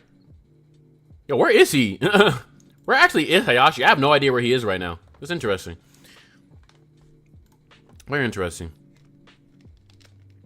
We didn't see it much, but personally, I just love Ida 10. Oh, you're talking about Futaba's unique trigger. Yeah. Yeah. I wish there was more of those triggers too. Like I hope they kind of like open the door for Mikumo to create his own trigger someday too. I hope Jin keeps the GOAT status. He deserves it with the reboot. Oh, he 100% will. I think they're gonna spaz pretty hard on the oh my eye. On the A ranks duking it out. That's one way I've always sold World Trigger 2. I'll just be like, hey, you want to see Gojo before Gojo? Watch World Trigger. And it works every time. He was last on One Piece? Okay. I figured as much, because I'm like, do we know what episode he was on, though? Because his cut is not up here yet for One Piece. He's got film gold stuff. Maybe he might be uncredited, low-key, for whatever he did. I see he's up here with Bonnie. Oh my, goodness gracious. Ah, something in there. Oh well. I'm sure he'll swing around, though. I'm sure he will. Why can't make a Spikes Escudo trigger? That's what I'm saying! That's what I'm saying. Like, they can do some really interesting stuff with Escudo. I want Megumi Ishitani to do the episode during the After Crater invasion when Mikumo is legging it up towards HQ in his human body and Miwa clutches up with Fujin. It will be kind of sick. You know, one thing I'm also curious to see if they're going to keep, chat. You guys remember, like, during the After Crater invasion arc, there's like a whole, like, every other episode have like a countdown, and it would be like the countdown to Jin's Crossroad of the future. I wonder if they're going to keep that. I enjoyed that little detail because it kind of kept you conscious that things were coming to an end.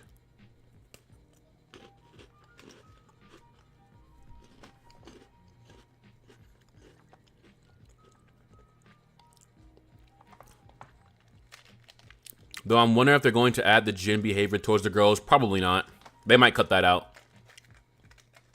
What fight are you guys looking forward to in the reboot?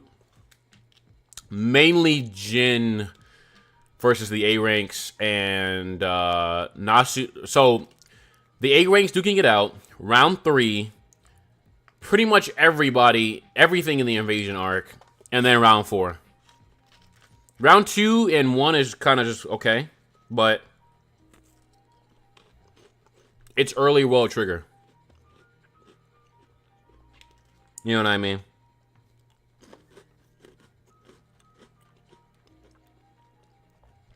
I don't know if mentioning other works is allowed, but Honor of Reboot deserves a shout out here since this video is basically a top tier edit or mad for the series and it really fits the vibe. Oh yeah, no. You can absolutely mention other works here. No problem. No problem at all.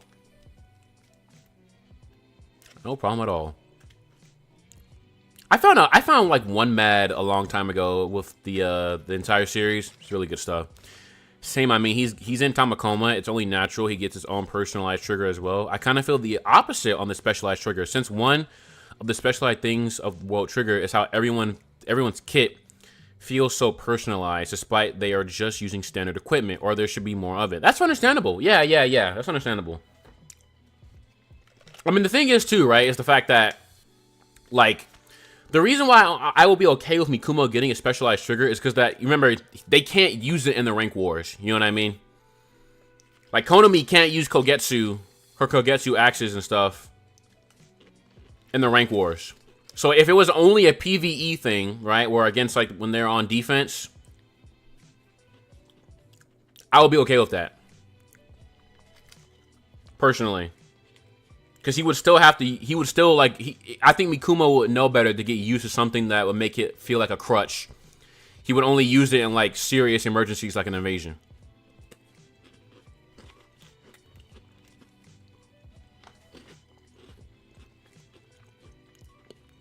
You know? Because it kind of has, like, that same wall of lining where you can't use black triggers in the rank wars, right? They got a ban on those things. Rage, you can't use, like, full power or full arms in the rank wars, or Kurasuma can't use, you know, his blade shift. Man, that cheese and crackers are really good, chat. My God, I'm just killing this cheese right now. I am starving. I really should eat dinner. Mikumo getting pierced by Spike's portal is one of the hardest scenes. Yeah. That's when I was like, oh man, we actually can have some bodies here. Brother started bleeding and everything, and I was like, oh boy. Hopefully the reboot, we can get reprint in more World Trigger manga. Yeah, so I have a couple of volumes. Hold on. I haven't been buying a bunch, but like I've got 9, got 4, got 1, 2, 3. Wait, no, that's not 9. That's 6. I got 9 here. I've got 8. So I feel like I have like the first 10 volumes of the series. First 9, first 10. My plan is when I eventually move out and get my own place, because, you know, America is shite right now with the economy. But when I get my own place, I plan to get like an actual manga shelf, and World Trigger will be the first one I build up to the latest volume. Then I'm going to do MHA. Then I'm going to do Yozakura Family. And then we'll go from there.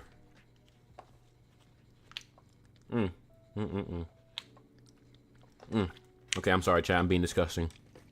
That snack was so good, though. What custom trigger for Mikumo could be like? I honestly... Okay, my theory for a custom trigger for Mikumo, chat, was that he has a custom Regus that inherits the shifting ability from Kurasuma. So he could shift the Regus to do different things, right? So like right now, right, Regus is you hold it, right? It's long, it's kind of like has its own shape, but like imagine if Mikumo could shift it to where it turns into like a Captain America shield, and he can throw it, and it'll come back to him. You know what I mean? Like that would be fire. Give me Captain America Mikumo, please. Like imagine if it ricochets too. You know what I mean? Oh my God. Because the thing is, right, if you're gonna give Mikumo a trigger, a custom trigger, right? You can't give him one that's gonna burn Tryon. You know what I mean? He can't get a bullet one. He can't get a shooter one. He can't get a sniper one naturally. He's in the field. So give him something that he can continuously work with. And I think a custom edition of Regus will be sick. You know what I mean? That's just me, though. It'll be kind of fire. If Yuma were to pass away, what place in the story do you think it would be at? I think it'd be in the final battle. If anything. I don't see Ashihara making him pass away in like the epilogue because... I don't know. It just depends. I mean, Yuma's death is in such a weird spot for me narratively. I don't know what to expect. It's hard for me to really gauge that because, you know, when we're talking about character deaths, when a character exits a story, it's a pretty massive thing. You know what I mean? So, you know, his body would have to start showing some signs of decay, and then I could probably have like a better gauge on it, personally. I got the volume 23, which lucky because it falls after season 3. Nice, man. By the way, if any of you are from Japan and would like to get me a shirt, a World Trigger shirt, let me know, okay? We do not have shit over here in the United States for World Trigger merch. I have to go and like find like a random website to get a shirt. Could you ever see Mikumo using a sniper subsidize his weakness of being in close combat and kind of works at his strength of surprise attacks? Oh wait, he can't use it. Why can't he use a sniper? It's not that he can't use a sniper. You know what I mean? He can. It's just the fact that we must take into account of his try-on. You know what I mean? We always must take into account of his try-on. And right now,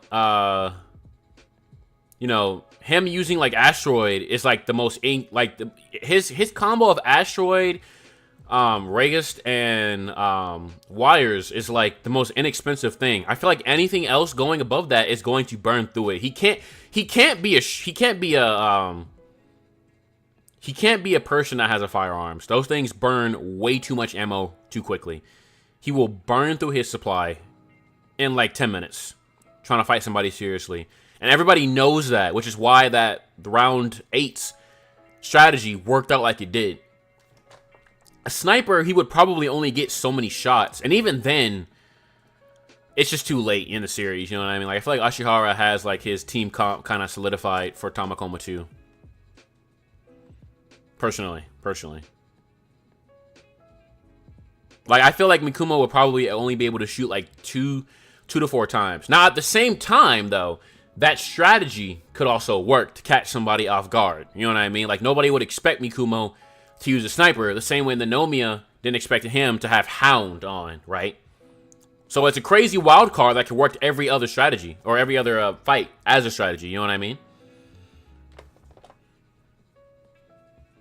Like, imagine if like Mikumo would take a gamble where it's like he brings in the lead bullet combo, right, for a sniper rifle, but he could only fire a single shot of lead bullet. But in return, if he hits, that's a big hit, and he still has enough try-on just to use Regist. You know what I mean? Like, it's just those really insane HQ plays or IQ plays that you have to just think about. I hope in the World Trigger anime they don't try to be crazy with the animation like JJK, since I appreciate the little moments in fights, such as Ko noticing Yuma putting the claws in the wall. Yeah, I don't think it will be. You know, the thing about JJK is the fact that Gege focuses hard on... Gege is more focused on choreography compared to Ashihara, and Ashihara has good choreography too, but Gege kind of has to, because Jujutsu is kind of like it's like magical karate in a sense. You know what I mean? You have to have some degree of like exchange, but because the scale of it can get so massive that they can go crazy with it. Like you know what I mean? Like, there's nothing in World Trigger, like the highest scale of World Trigger that they can go to is black trigger users throwing down, right? JJK, that you have calamities like Sukuna and Makaraga throwing down the middle of a city. The scaling is off the rails. I just think they need more. They need to polish stuff. They need to let it be more fluent. You know, abuse smears, abuse impact frames to a reasonable extent, of course.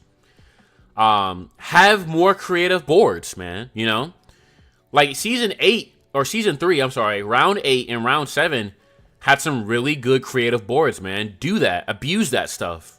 Especially in the invasion arc. So, do we think we will be able to see some of the other squads fight or highlights from other matches?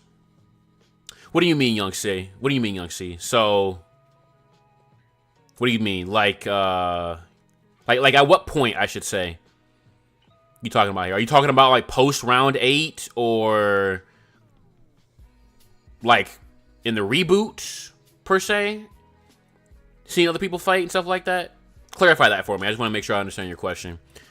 Teleportation I like, but Mikumo can't use it for Chika.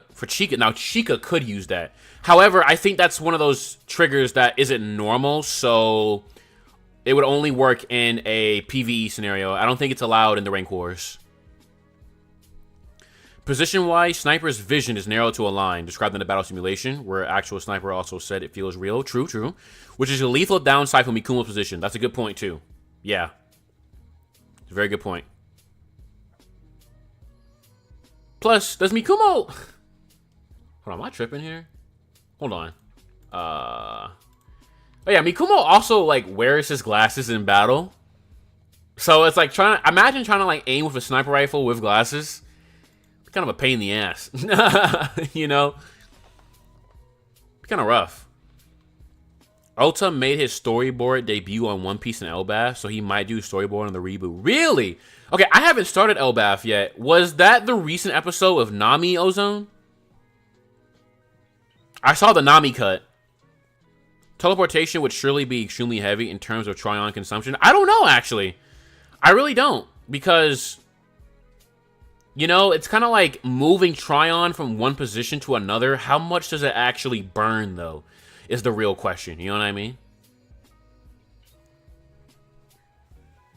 Like, relocation is different from summoning, right? You could see why Iscudo would cost, because you're summoning something out of the ground that wasn't there before. But teleportation is like you're just moving one thing from another place to another. It doesn't exactly create matter. It's just moving the matter. You know what I mean? If you catch my drift?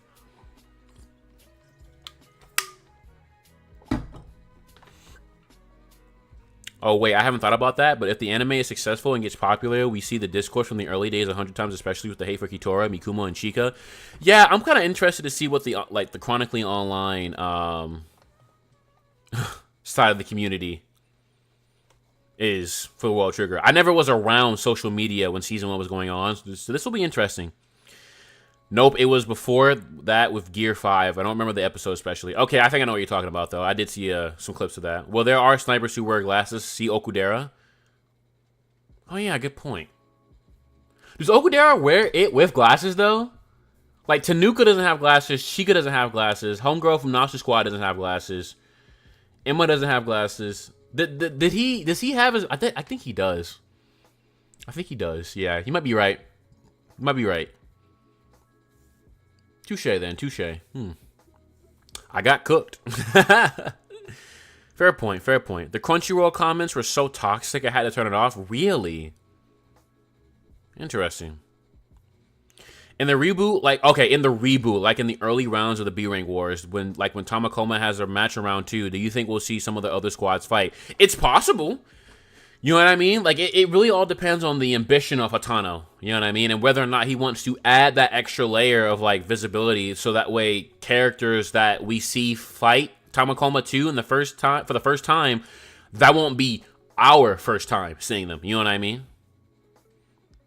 Like, I think it would be cool if we saw Suwa Squad and Arafune Squad fight some other people before. Or I think it'll be cool if we were, like, to see, like, I don't know, but at the same time, though, you also have to think about how, like, there's, like, a reason for Ashihara introducing characters at certain time periods. Like, I wouldn't want to see Kagura Squad earlier than when they were introduced, because Kage has a whole specific introduction to his character. You know what I mean? So it's like, if they did that, they would kind of have to, like, either redo his introduction in an original way or just don't include it at all. And at that point, I think that will piss off a lot of people. So it just depends. It really just depends. I only started World Trigger in 2018. Hey, man. Your wait wasn't that bad then for the next season. So realistic time period to wait. I love how important the operators are in World Trigger. Yep, in sports anime, managers usually don't have actual importance in regards to the player's capabilities, but the operators feel indispensable. That too. I love how Ashihara handles the operators. I know there's like some wishy-washy around that because operators... I think Ashihara said that the reason why a lot of the operators are all women, if not everybody's a woman, is because women have better parallel processing. And I know that sounds like a cop-out, but I mean, again, they're the backbone of every team. There is no team without an operator, and that, in my opinion, is just a very respectable thing. But of course, I'm a man, so if they have a problem with it, I get it.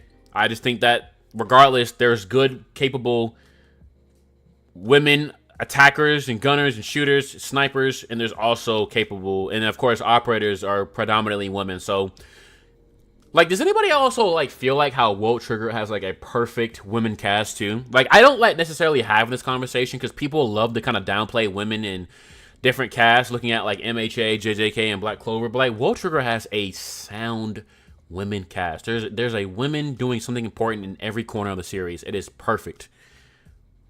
Like, Ashihara is built so freaking different, bro. He's him, man. God, I love competent manga. Now that you think of it, you might be right, especially with Tryon bodies, but then again, I don't remember how much Tryon bail out uses, and it's pretty akin to what could be teleportation. Fair point. Fair point. That's a good point. That's a good point. Could be. I assume that teleportation is like a derivative. Because I assume what they do is that they probably take, like, like, you know how at the bailout system, it gets players, or not players, agents to one specific area, like a bailout room of their operators. So I feel like the teleportation is probably has, like, markers that allows Tryon to interact with those markers on the ground, and then they teleport to different areas. But it also has to be coordinated by their operators as well. Like, I imagine that every agent has a Tryon signature, which is how they keep track of all agents on the map, and then they can assign that signature to a location on the ground. Hence why Toma was able to transport from one place to another back in the invasion arc, because homeboy who was helping him with the laptop was probably, like, allowing that coordination to go through. Do we know how far is the limit radius to summon Escudo? We do not, actually, to be funny. That moment where he summoned Escudo for Obishima was hilarious. I think that's on the Boru, actually. Hold on. I'm kind of curious.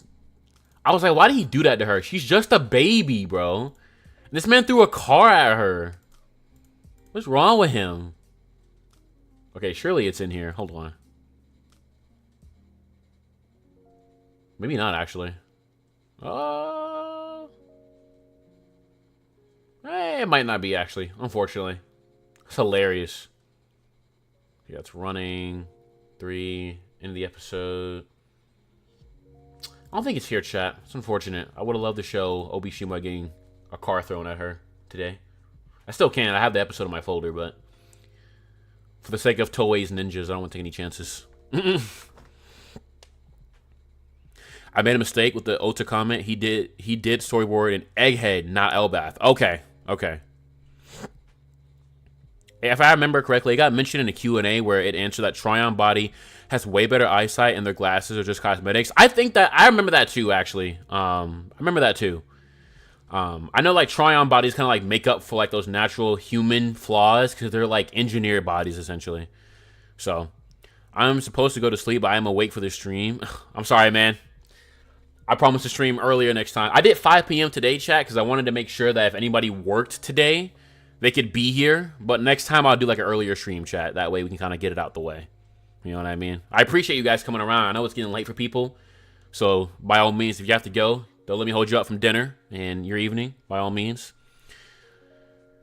The reboot hopefully does not try to rush into the fights and build the community vibes of Border. It's personally my favorite aspect, and as I love characters and seeing a sense of community. Absolutely. I don't think it will. Again, like they have no reason to stretch anything out pacing wise, and they have no reason to go fast. You know what I mean? Hyus is ruthless, and to be honest, I love the way he is. I do too. He's very practical. He's like, okay, if I'm going to get bodied here, how can I ensure that I go out with a bang? And the answer is throwing a car at somebody. Escudo's range is actually Tryon dependent, if I remember correctly. You know, that makes sense, because when you look at round 7, how Hyus is able to summon so many of them, I doubt people will be able to summon as many as him, nor summon as far as they need to. Considering the fact that, like, how, well, see, at the same time, though, I want to imagine, I wish there was, like, a name I could call you. I don't know that, you know, that writing for your name. But I like to imagine, too, that there's also a limit because, like, Border is, like, built in one central area. So, like, a lot of, like, Border's, like, you know, functions in that area expands, like, a large area of, like, the city. But I wonder, like, if, like, you probably can't summon a Escudo in a different city, low-key. You know what I mean? Like, I feel like it has to be in, like, in Border range to use that type of, like, defense thing. I could be wrong, though. You know what I mean? Because like if a Scudo goes back underground, it's like how far does like where does it go? You know what I mean? Or does it just like dissipate? I don't know. World Trigger's power system finally going to get the respect it deserves. I think it's one of the best. I think it's one of the best. I think that it's better than. I think Cursed Energy is derived from Tryon. In fact, I'm pretty sure it is. I think I found an interview saying like Gege, you know, he took some thoughts from Tryon. Because I mean, World Trigger, Tryon and Cursed Energy both function under the concept of supply and apply, where everybody has their own supply of it, and how you apply it is how you fight. You know what I mean? Same thing with triggers, same thing with curse techniques. It's genius. It's 4 in the morning here. Jesus, Floofy. Jesus. Go eat breakfast, man, or get it. God, I feel bad. Oh my God. Oh my God, I appreciate you, man. Jeez Louise. 4 a.m. You're gonna pass out in the middle of the day. But yeah, y'all. It's yeah, some very interesting things to just look forward to this reboot. You know, again, current Toei is a different beast, and you know, whether or not that beast will be realized is it's up to them. It's up to the World Trigger team and staff. But I think they can do it. I have full confidence and faith in them that they can do it. Hiyus using his Scudo to hit her with the car and break formation, but still failing is so awesome. Because it shows how despite smart and being powerful, you cannot win by yourself. Yep. And also even then too, Hiyus got jumped so hard. I expect the first 12 episodes condensed to 8 at most, and episode 12 would conclude with Jin handing the Fujin. Yeah, probably. Like episode 1 should be just episode 1, or chapter 1, just because that's like a long chapter. Episodes 2 and 3 should kind of deal with them meeting Kitora and all that other stuff. 4 should be when they... I can't remember the order of like these events. I kind of want to go back. I really don't want to take a chance with Toei's ninjas though, chat. I'm not going to lie with you. Hold on, let me like... Hold on, let me see here. So... World Trigger, Season 1... Okay. So let me go to episode 7. It shouldn't be on the screen. Yeah, so episode 7 in the original was when they met Sheikah. And then they get so A rank, so Miwa and them pull up by episode 7, right? That is probably going to be moved up to episode 4. I want to imagine, low key. You know what I mean? And then by that logic, that means that, like, the A ranks, like, Arashiyama and Jin versus Miwa and, Homie, Miwa Squad and, not Miwa Squad, Kazuma Squad and, why am I forgetting his name now? I said it twice earlier. There's so many names, man. But, you know what I'm talking about. Over Kuga's Black Trigger should be moved up to 6, probably. I feel like everything will be moved up by basically 2 episodes. And if the episode count is like 24 to 28, that's basically cutting the reboot, the original one, down by 30 episodes, which is basically half. Yeah, Tachikawa. Jesus, I keep forgetting it. Yeah. If everything goes what I think how it should be going, again, I'm going to do like a map out based off the first 3 episodes. Everything should be moved up by 2 to 3 episodes from its initial airing. You know what I mean? As we go on, pretty much. I think. As we go on. Like, the first couple of episodes might be, like, standard pacing, but I feel like a lot of stuff should be moved up over time. By maybe 1 to 3 episodes, in that range. 100%. Maybe 2 to 3 might be a stretch, but 1 to 3, definitely.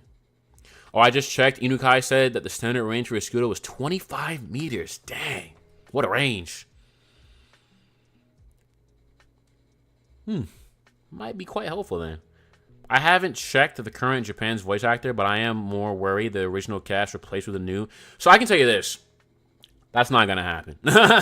That's not gonna happen. The only person that we know right now, unfortunately, that will be replaced is the voice actor of director Natsuki. He unfortunately passed away recently.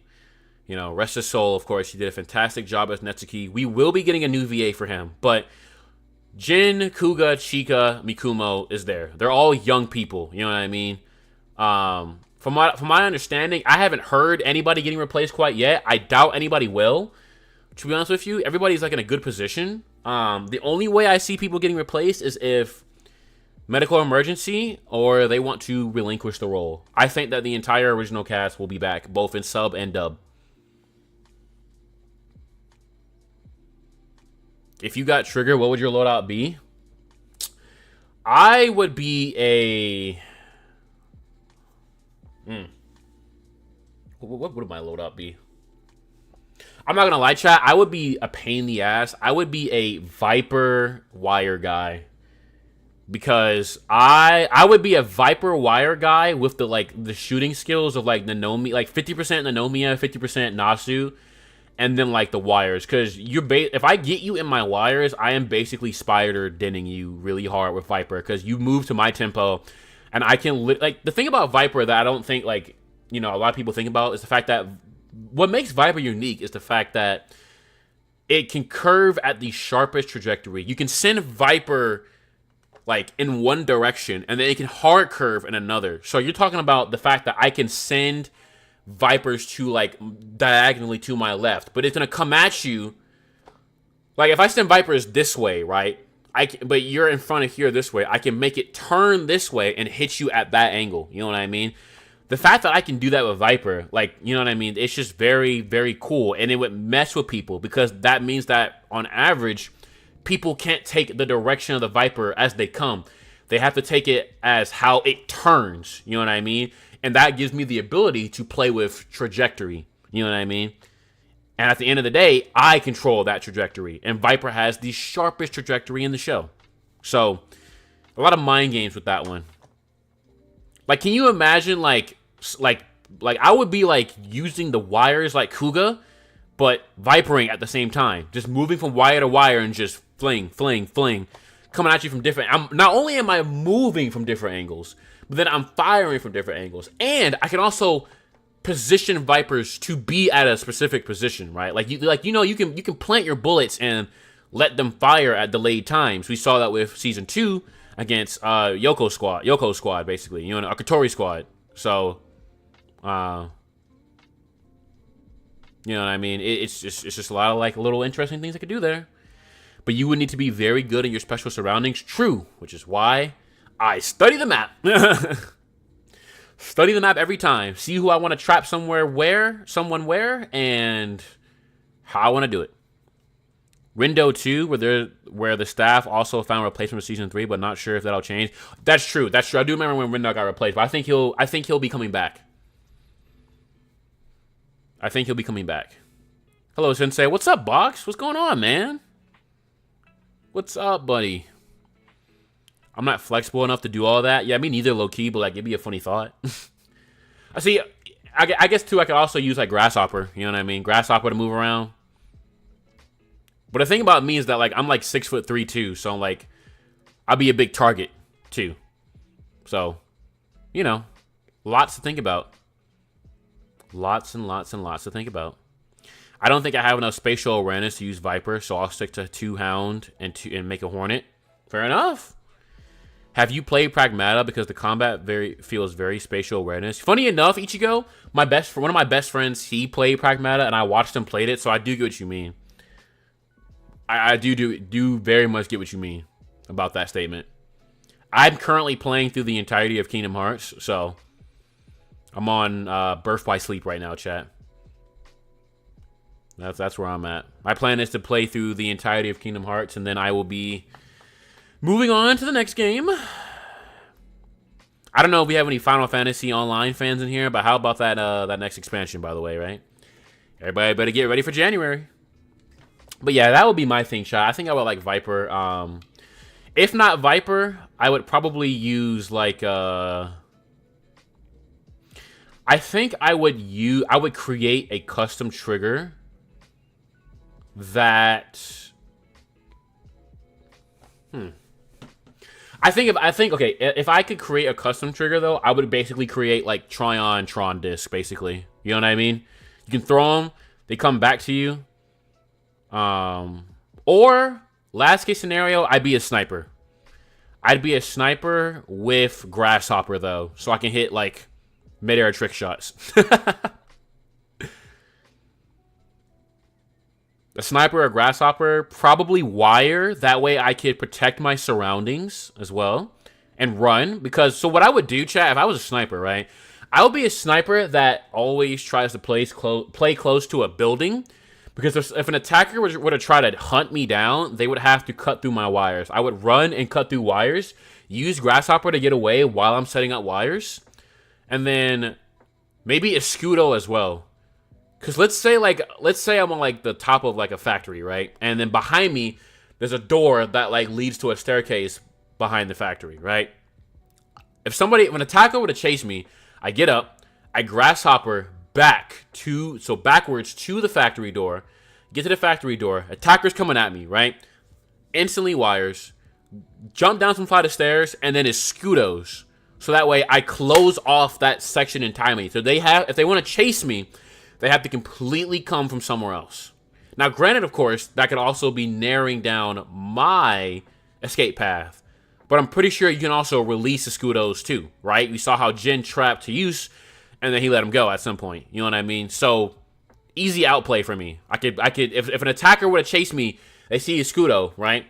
And then they start moving another direction. I could just literally wait, and then open the Escudo, go back to the other side, close it back up, and then they be coming from another direction with the Escudo still there, but I'm not coming down that path anymore. You know what I mean? It's just like big IQ stuff. Big IQ stuff. Fast mobility and quick stick on legs or hands is a good strategy to getting killed. Yep.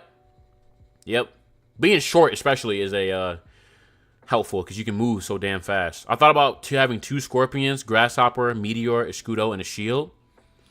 Not bad. Dual wield. That's one thing we don't get a lot of, chat. Dual wield. Wish we had more dual wield. I wish there was like more dual wield shootings too, like dual wield pistols and stuff. Well, there's dual wield pistols, but it's on like that early green themed B rank squad. I would combine the gun sniper with a small, powerful laser and Grasshopper for a custom trigger. I'm surprised, and I hope Ashihara continues to go deeper and deeper into the types of weapons we can have. I'm surprised we do not have a railgun yet. You know what I mean? Like Chica doesn't count; she's a sniper, but like a genuine railgun. Much to think about, Ashihara. You can still go crazy. Because the sky is the limit with World Trigger. Like, it's sci-fi. You don't really have to limit yourself. See, the fun in World Trigger is that you can imagine yourself in that world even if you wouldn't be the strongest trigger user. Exactly. You could. I love it, man. It just, there's so much. Like, Ashihara gets it, man. Ashihara freaking... Like, I feel like if there's 2 series that really see, the people, it's like... Shangri-La Frontier for the gamers and World Trigger just for general what ifs, you know what I mean? Well, the dual wield is always a full attack issue. That is true. Yeah, that is true. Because you leave yourself blind on defense, stuff like that. That's a good point. Yeah, you can't really shield if you got two up at the same time. But it will be pretty interesting, right? Somebody that's kind of ballsy. Because, I mean, can you... Well, I guess you can't use Grasshopper at the same time, can you? Huh? Because Grasshopper is technically a utility like shield, so... It'd be cool, though, if you could. Because then you could just, dash and, close the gap.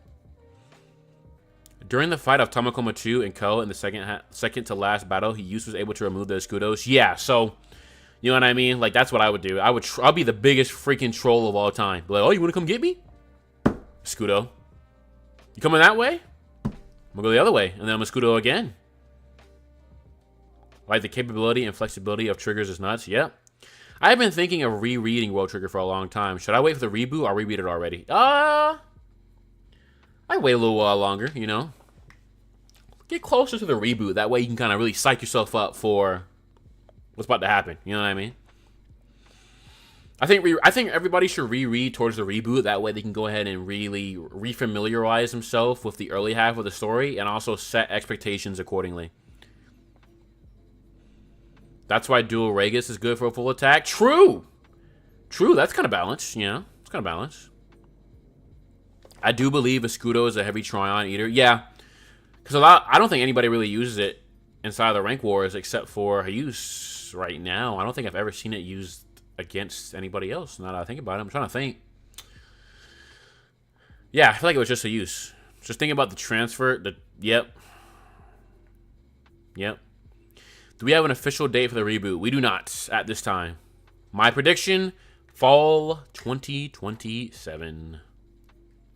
Low-key, I kind of hope that it's a Saturday show and not a Sunday show, since One Piece is a Sunday show now.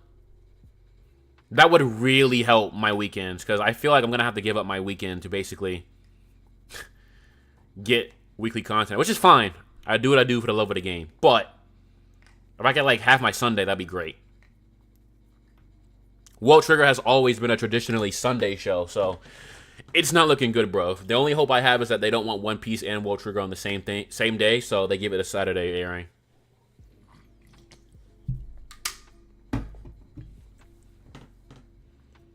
But we'll see. We'll see.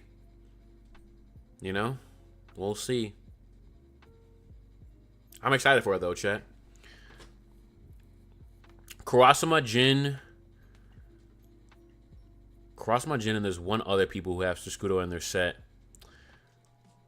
Really? Kurasama has a... Have we seen him use it? No way. Really? Oh, you know what? He used it in season 2, didn't he?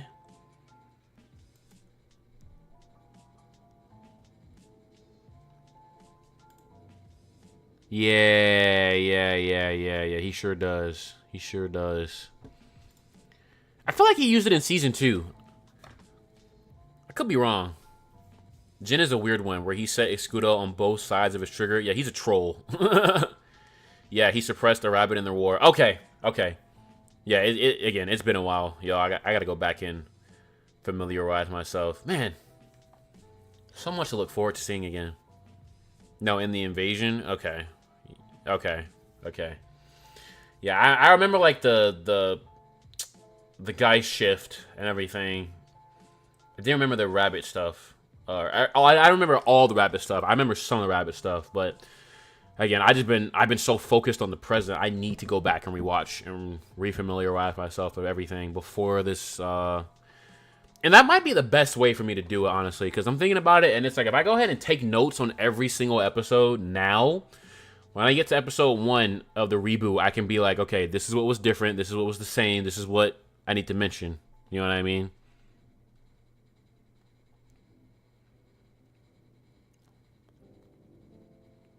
So, yeah. I remember Jin using it.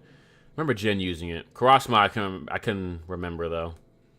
But again, it's been a very long time for me since I've seen season 1. I've rewatched season 2 and 3 more times lately, or at least within the last 5 years that I've rewatched season 1. Because there's just so much to get through in comparison. I can watch a core in a day. You know what I mean? I also just think that the fact that I watch so much freaking anime these days too, it's just taking up so much time. Like, what's everybody keeping up with this season? You know what I mean? Like, it's another thing too. There's a lot to watch this season, y'all. Like a lot. I can't wait for the splurge of fan artists again. World Trigger fandom perhaps have Hall of Fame lineup artists. That is, I've heard. My friend Kana, she told me that, and I was like, okay, you know, I'm ready to see it. I mean, I do remember like having like some good art too, though. Like, I feel like I had like some good art bookmarked in my. Let me look at it on the side here. I feel like I had like some good art bookmarked. Let me see here. Oh, I'm so hungry, chat.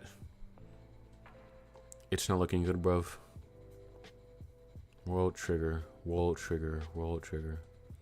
Oh yeah, like I see like this person, for example. But they're a pretty good artist.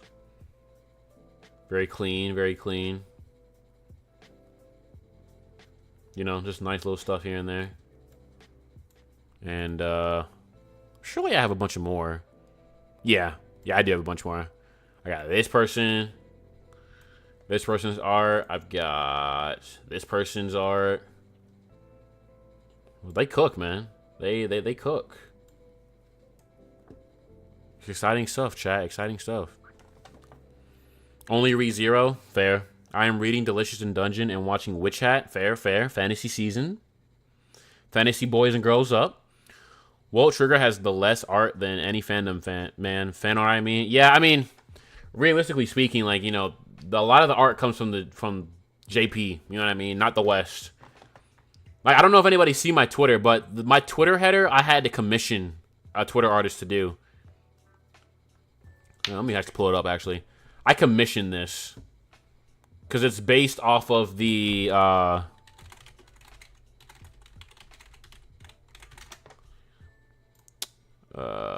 it's based off this cover. I asked him to do his own take on it, and I told him, he was like, you know, I'll change the angles and stuff like that. And I was like, bet you can do it. So he did this, maybe this, and I was like, holy crap, this is kind of fire. I see what he meant though, because you see like the angle is more towards like the bottom, but it gave like Chica a good perspective shot. And I told him like I showed him like a picture of like the gates, and I was like, yeah, I need to draw these gates, kind of draw them like how they were like appearing. I didn't want to make him draw like a bunch of like neighbors or you know, Tryon soldiers, but I figured this would be kind of cool to prepare for World Trigger season. So yeah. It's gonna be interesting, chat. It's gonna be interesting. I just hope that.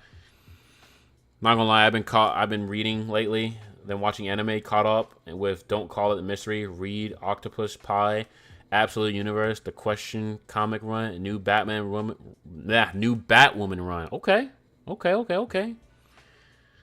I understand. Holy, this is beautiful. Yeah, he cooked. Mikuma with the chin. Yeah, you know what's funny? I kind of liked how he did like the sharp angles on it. You know what I mean? Cause, like, look at Hayuse, bro. Like, Hayuse looks so freaking sick here, man. Like, this is like a really good looking Hayuse, man. I really liked how he did Hayuse. I was very happy. I paid a lot of money for that one. A lot of money. But I do it for the love of the game.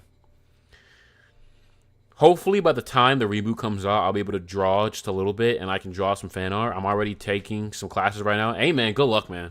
You got it, man. Take your time. Draw a little bit every day. You'll be there in no time. Where am I at, bro? Hello? Oh. But yeah, chat. Overall, we got a big year. We got a big year. Big time. A big era is upon us for World Trigger. For all I know, like, they may announce season 4 right after. You know, ideally they wouldn't. I would want them to wait for the battle portion of the series to be over. But they do have enough episodes right now to do a season 4 if they wanted to. They technically do. Best case scenario, in my opinion, they do the reboot. The reboot is 30 plus episodes. That gives them 7 to 8 months. That gives Ashihara 7 to 8 chapters. 9 give or take. 7 to 9 give or take, because it's a Japanese holiday, right? Now, of course, taking into account that the manga is going to keep going on throughout the rest of this year. Breaks, of course, change up this whole thing. They do the reboot. After the reboot, we get a movie. Give us the prequel movie. It's inoffensive. It doesn't hurt anybody. We could get to see how the old border is, because I think it'd be cool to establish like the old border and maybe like how things were for them, considering some of the season 4 context that we'll learn with Little Man and his sister. And then you know, let the movie be in production for like 6 to 8 months. Drop it towards the end of the year. And then after the movie, let about 4 or 5 months go by. Announce season 4. Let season 4 be. And you know what the thing is too, chat? I've been thinking about this for a while now. Season 4 is going to take a massive toll on like the voice actor side of the anime, because like just the anime world itself. Do you know how many characters we have in one arc? You know what I mean? There are so many characters in this arc. It's like the entire cast, bro. Like, dude. Okay, if we're talking about like how many people are in. Oh my god, stop, Wiki. If we're talking about how many characters are in this arc, right? Okay, why can't I get like I need like the entire character thing. Oh, it's the other wiki. I need the other wiki. Ugh. Hold on, let me see here. Okay, no I don't. Okay. So 1, 2, and 3 give input. Jin is in it for a little bit. 1, 2, 3, 4, 5 speak.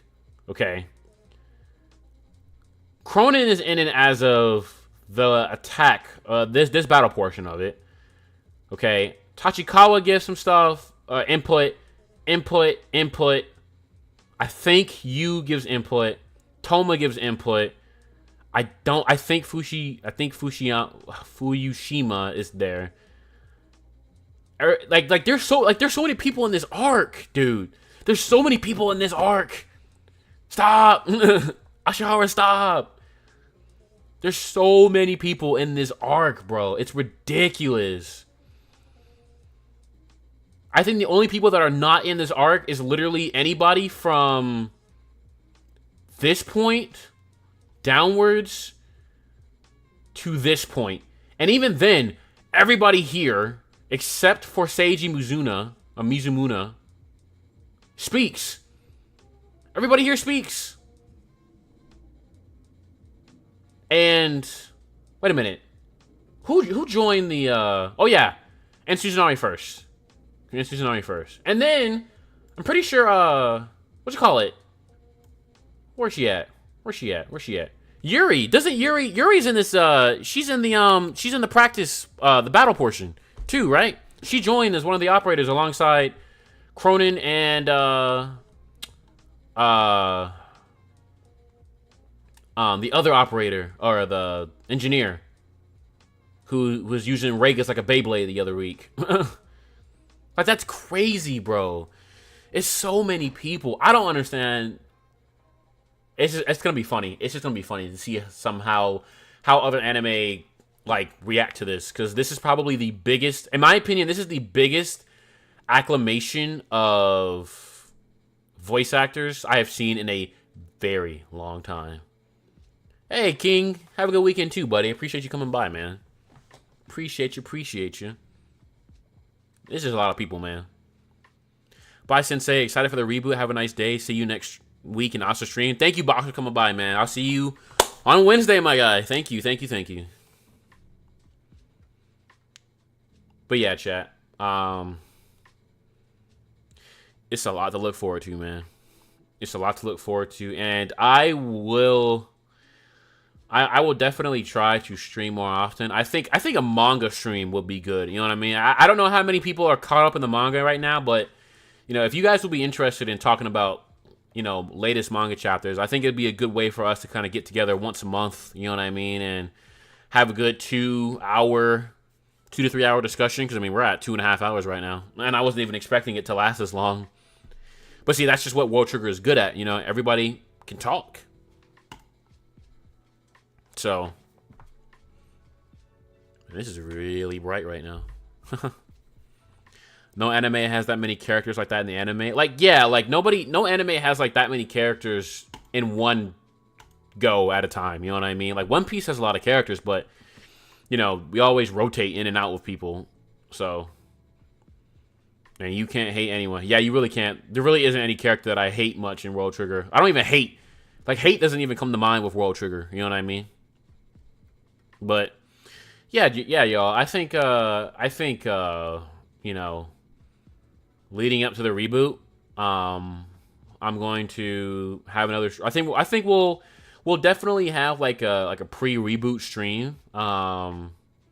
I will feel out my like subscribers and stuff like that. See how everybody feels about a chapter, like a monthly chapter stream. They would definitely be in the evening, because they drop during the day while I'm at work. But I would come home from the gym and all that good stuff, shower, eat, and then we talk about World Trigger to kind of end off the day. I think that'd be cool. We'll definitely have another stream when we get the actual trailer for the reboot with our OP ED artist announced and everything like that as well. The draft chapter is just insane when you see all the ranks together. It is, isn't it? It is a funny thing. It's like, wow, we have this many people together. So many B ranks and A ranks together. You know what I mean? It's a trip, but I like it. I like it. It's a very good trip to have, honestly. So, nah, I'm excited. I think I'll, again, one of the things too, chat, I was thinking, I mentioned earlier how I wanted to do 2 more special projects. One of the things I was thinking is that in response to the reboot, you know what I mean?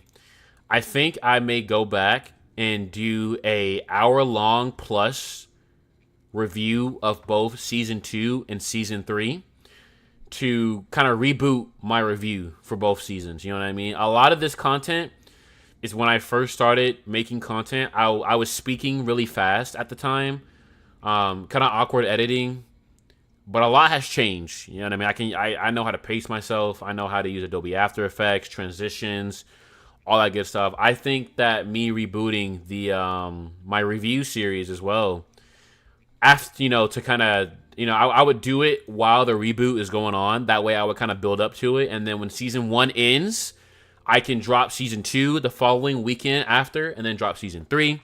That'll be like an hour long each for both seasons. You know what I mean? Because there's no way I'm going to rush through an episode. And I think that would be really cool to kind of go thematically with the reboot.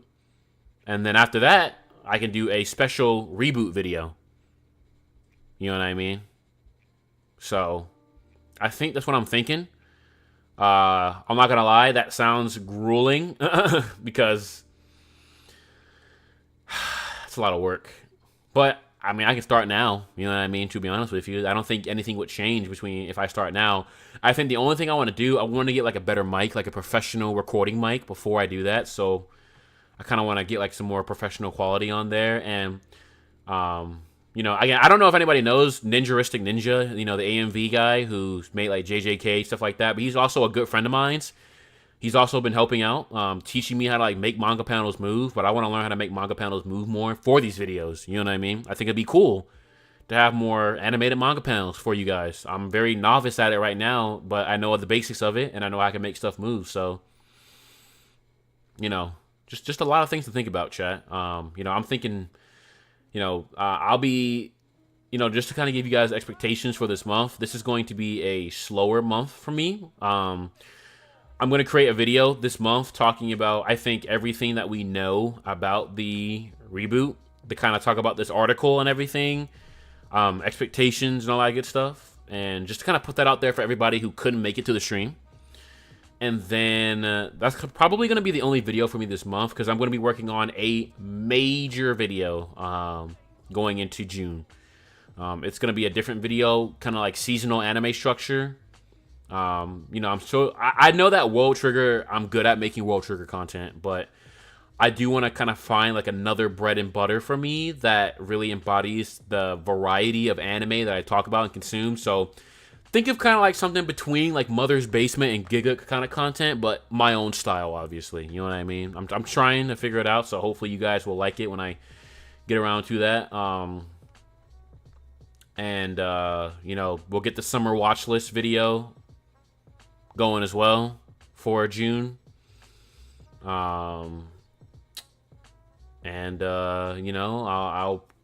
go from there. We'll go from there, chat. We're gonna have to just hang in there and let this waiting room wait itself out. I'm gonna start reading some more manga series soon. Give you guys some recommendations. A lot to do for me. But again, I appreciate everybody, because again, I know that I'm not covering JJK or Kagurabachi, the popular stuff, but You know, this is my home, and I can only hope that I do justice for the World Trigger community these next couple of years. Well, to the end, to the end, because I have very, very, very, very big, very big stuff planned for the series. Recommendation for shows like adjacent to World Trigger? I can't recommend you anything. I'm sorry. That's the crazy part. There aren't a lot of series that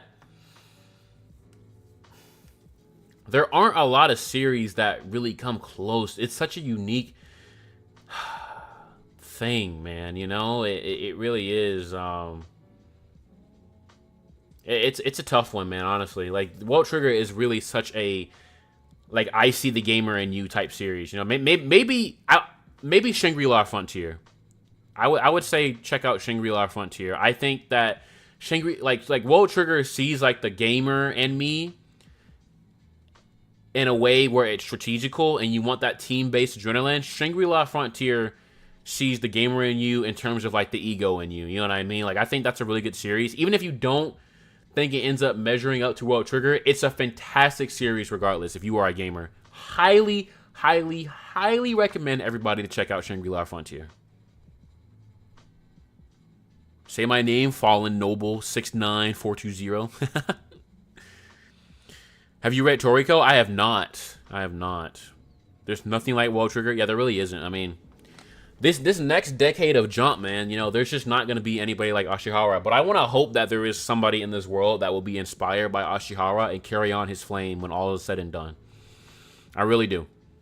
Gege kind of carries that a little bit with like the power system, but he does his own thing. But I really hope there's somebody else out there that like sees Ashihara's efforts and it's like I want to be that manga author. I want to be just like that manga author someday, and they do their own thing. But well, everybody, I think I'm gonna begin to wrap up here. I need to go eat dinner. It is 7:37, and I am starving. The only thing I had today was that cheese snack. So I appreciate everybody for coming out. Again, I apologize for streaming late. I just wanted to make sure that everybody, you know, as many people as they could make it. You know, please just be patient with me. I'm making quality stuff as much as I can. We're gonna keep doing World Trigger. If I could ask everybody to do one thing, I would just say, you know, just let your friends know that there is somebody in the West cooking up content for World Trigger. Share with your friends. Share, you know, me on Reddit and stuff like that, just to kind of, you know, exposure and everything. And I'm gonna keep doing my thing for everybody. I hope you guys keep enjoying the videos. And let's stay strong and healthy till the reboot, yeah? So, goodbye, everybody. I think I'm gonna call it here. Yep, take care, everybody. I will see you guys around. We will meet again. Keep an eye on the community tab for me for announcements and future things. And yeah, on that note, I will see you guys later. Have a good evening, everybody.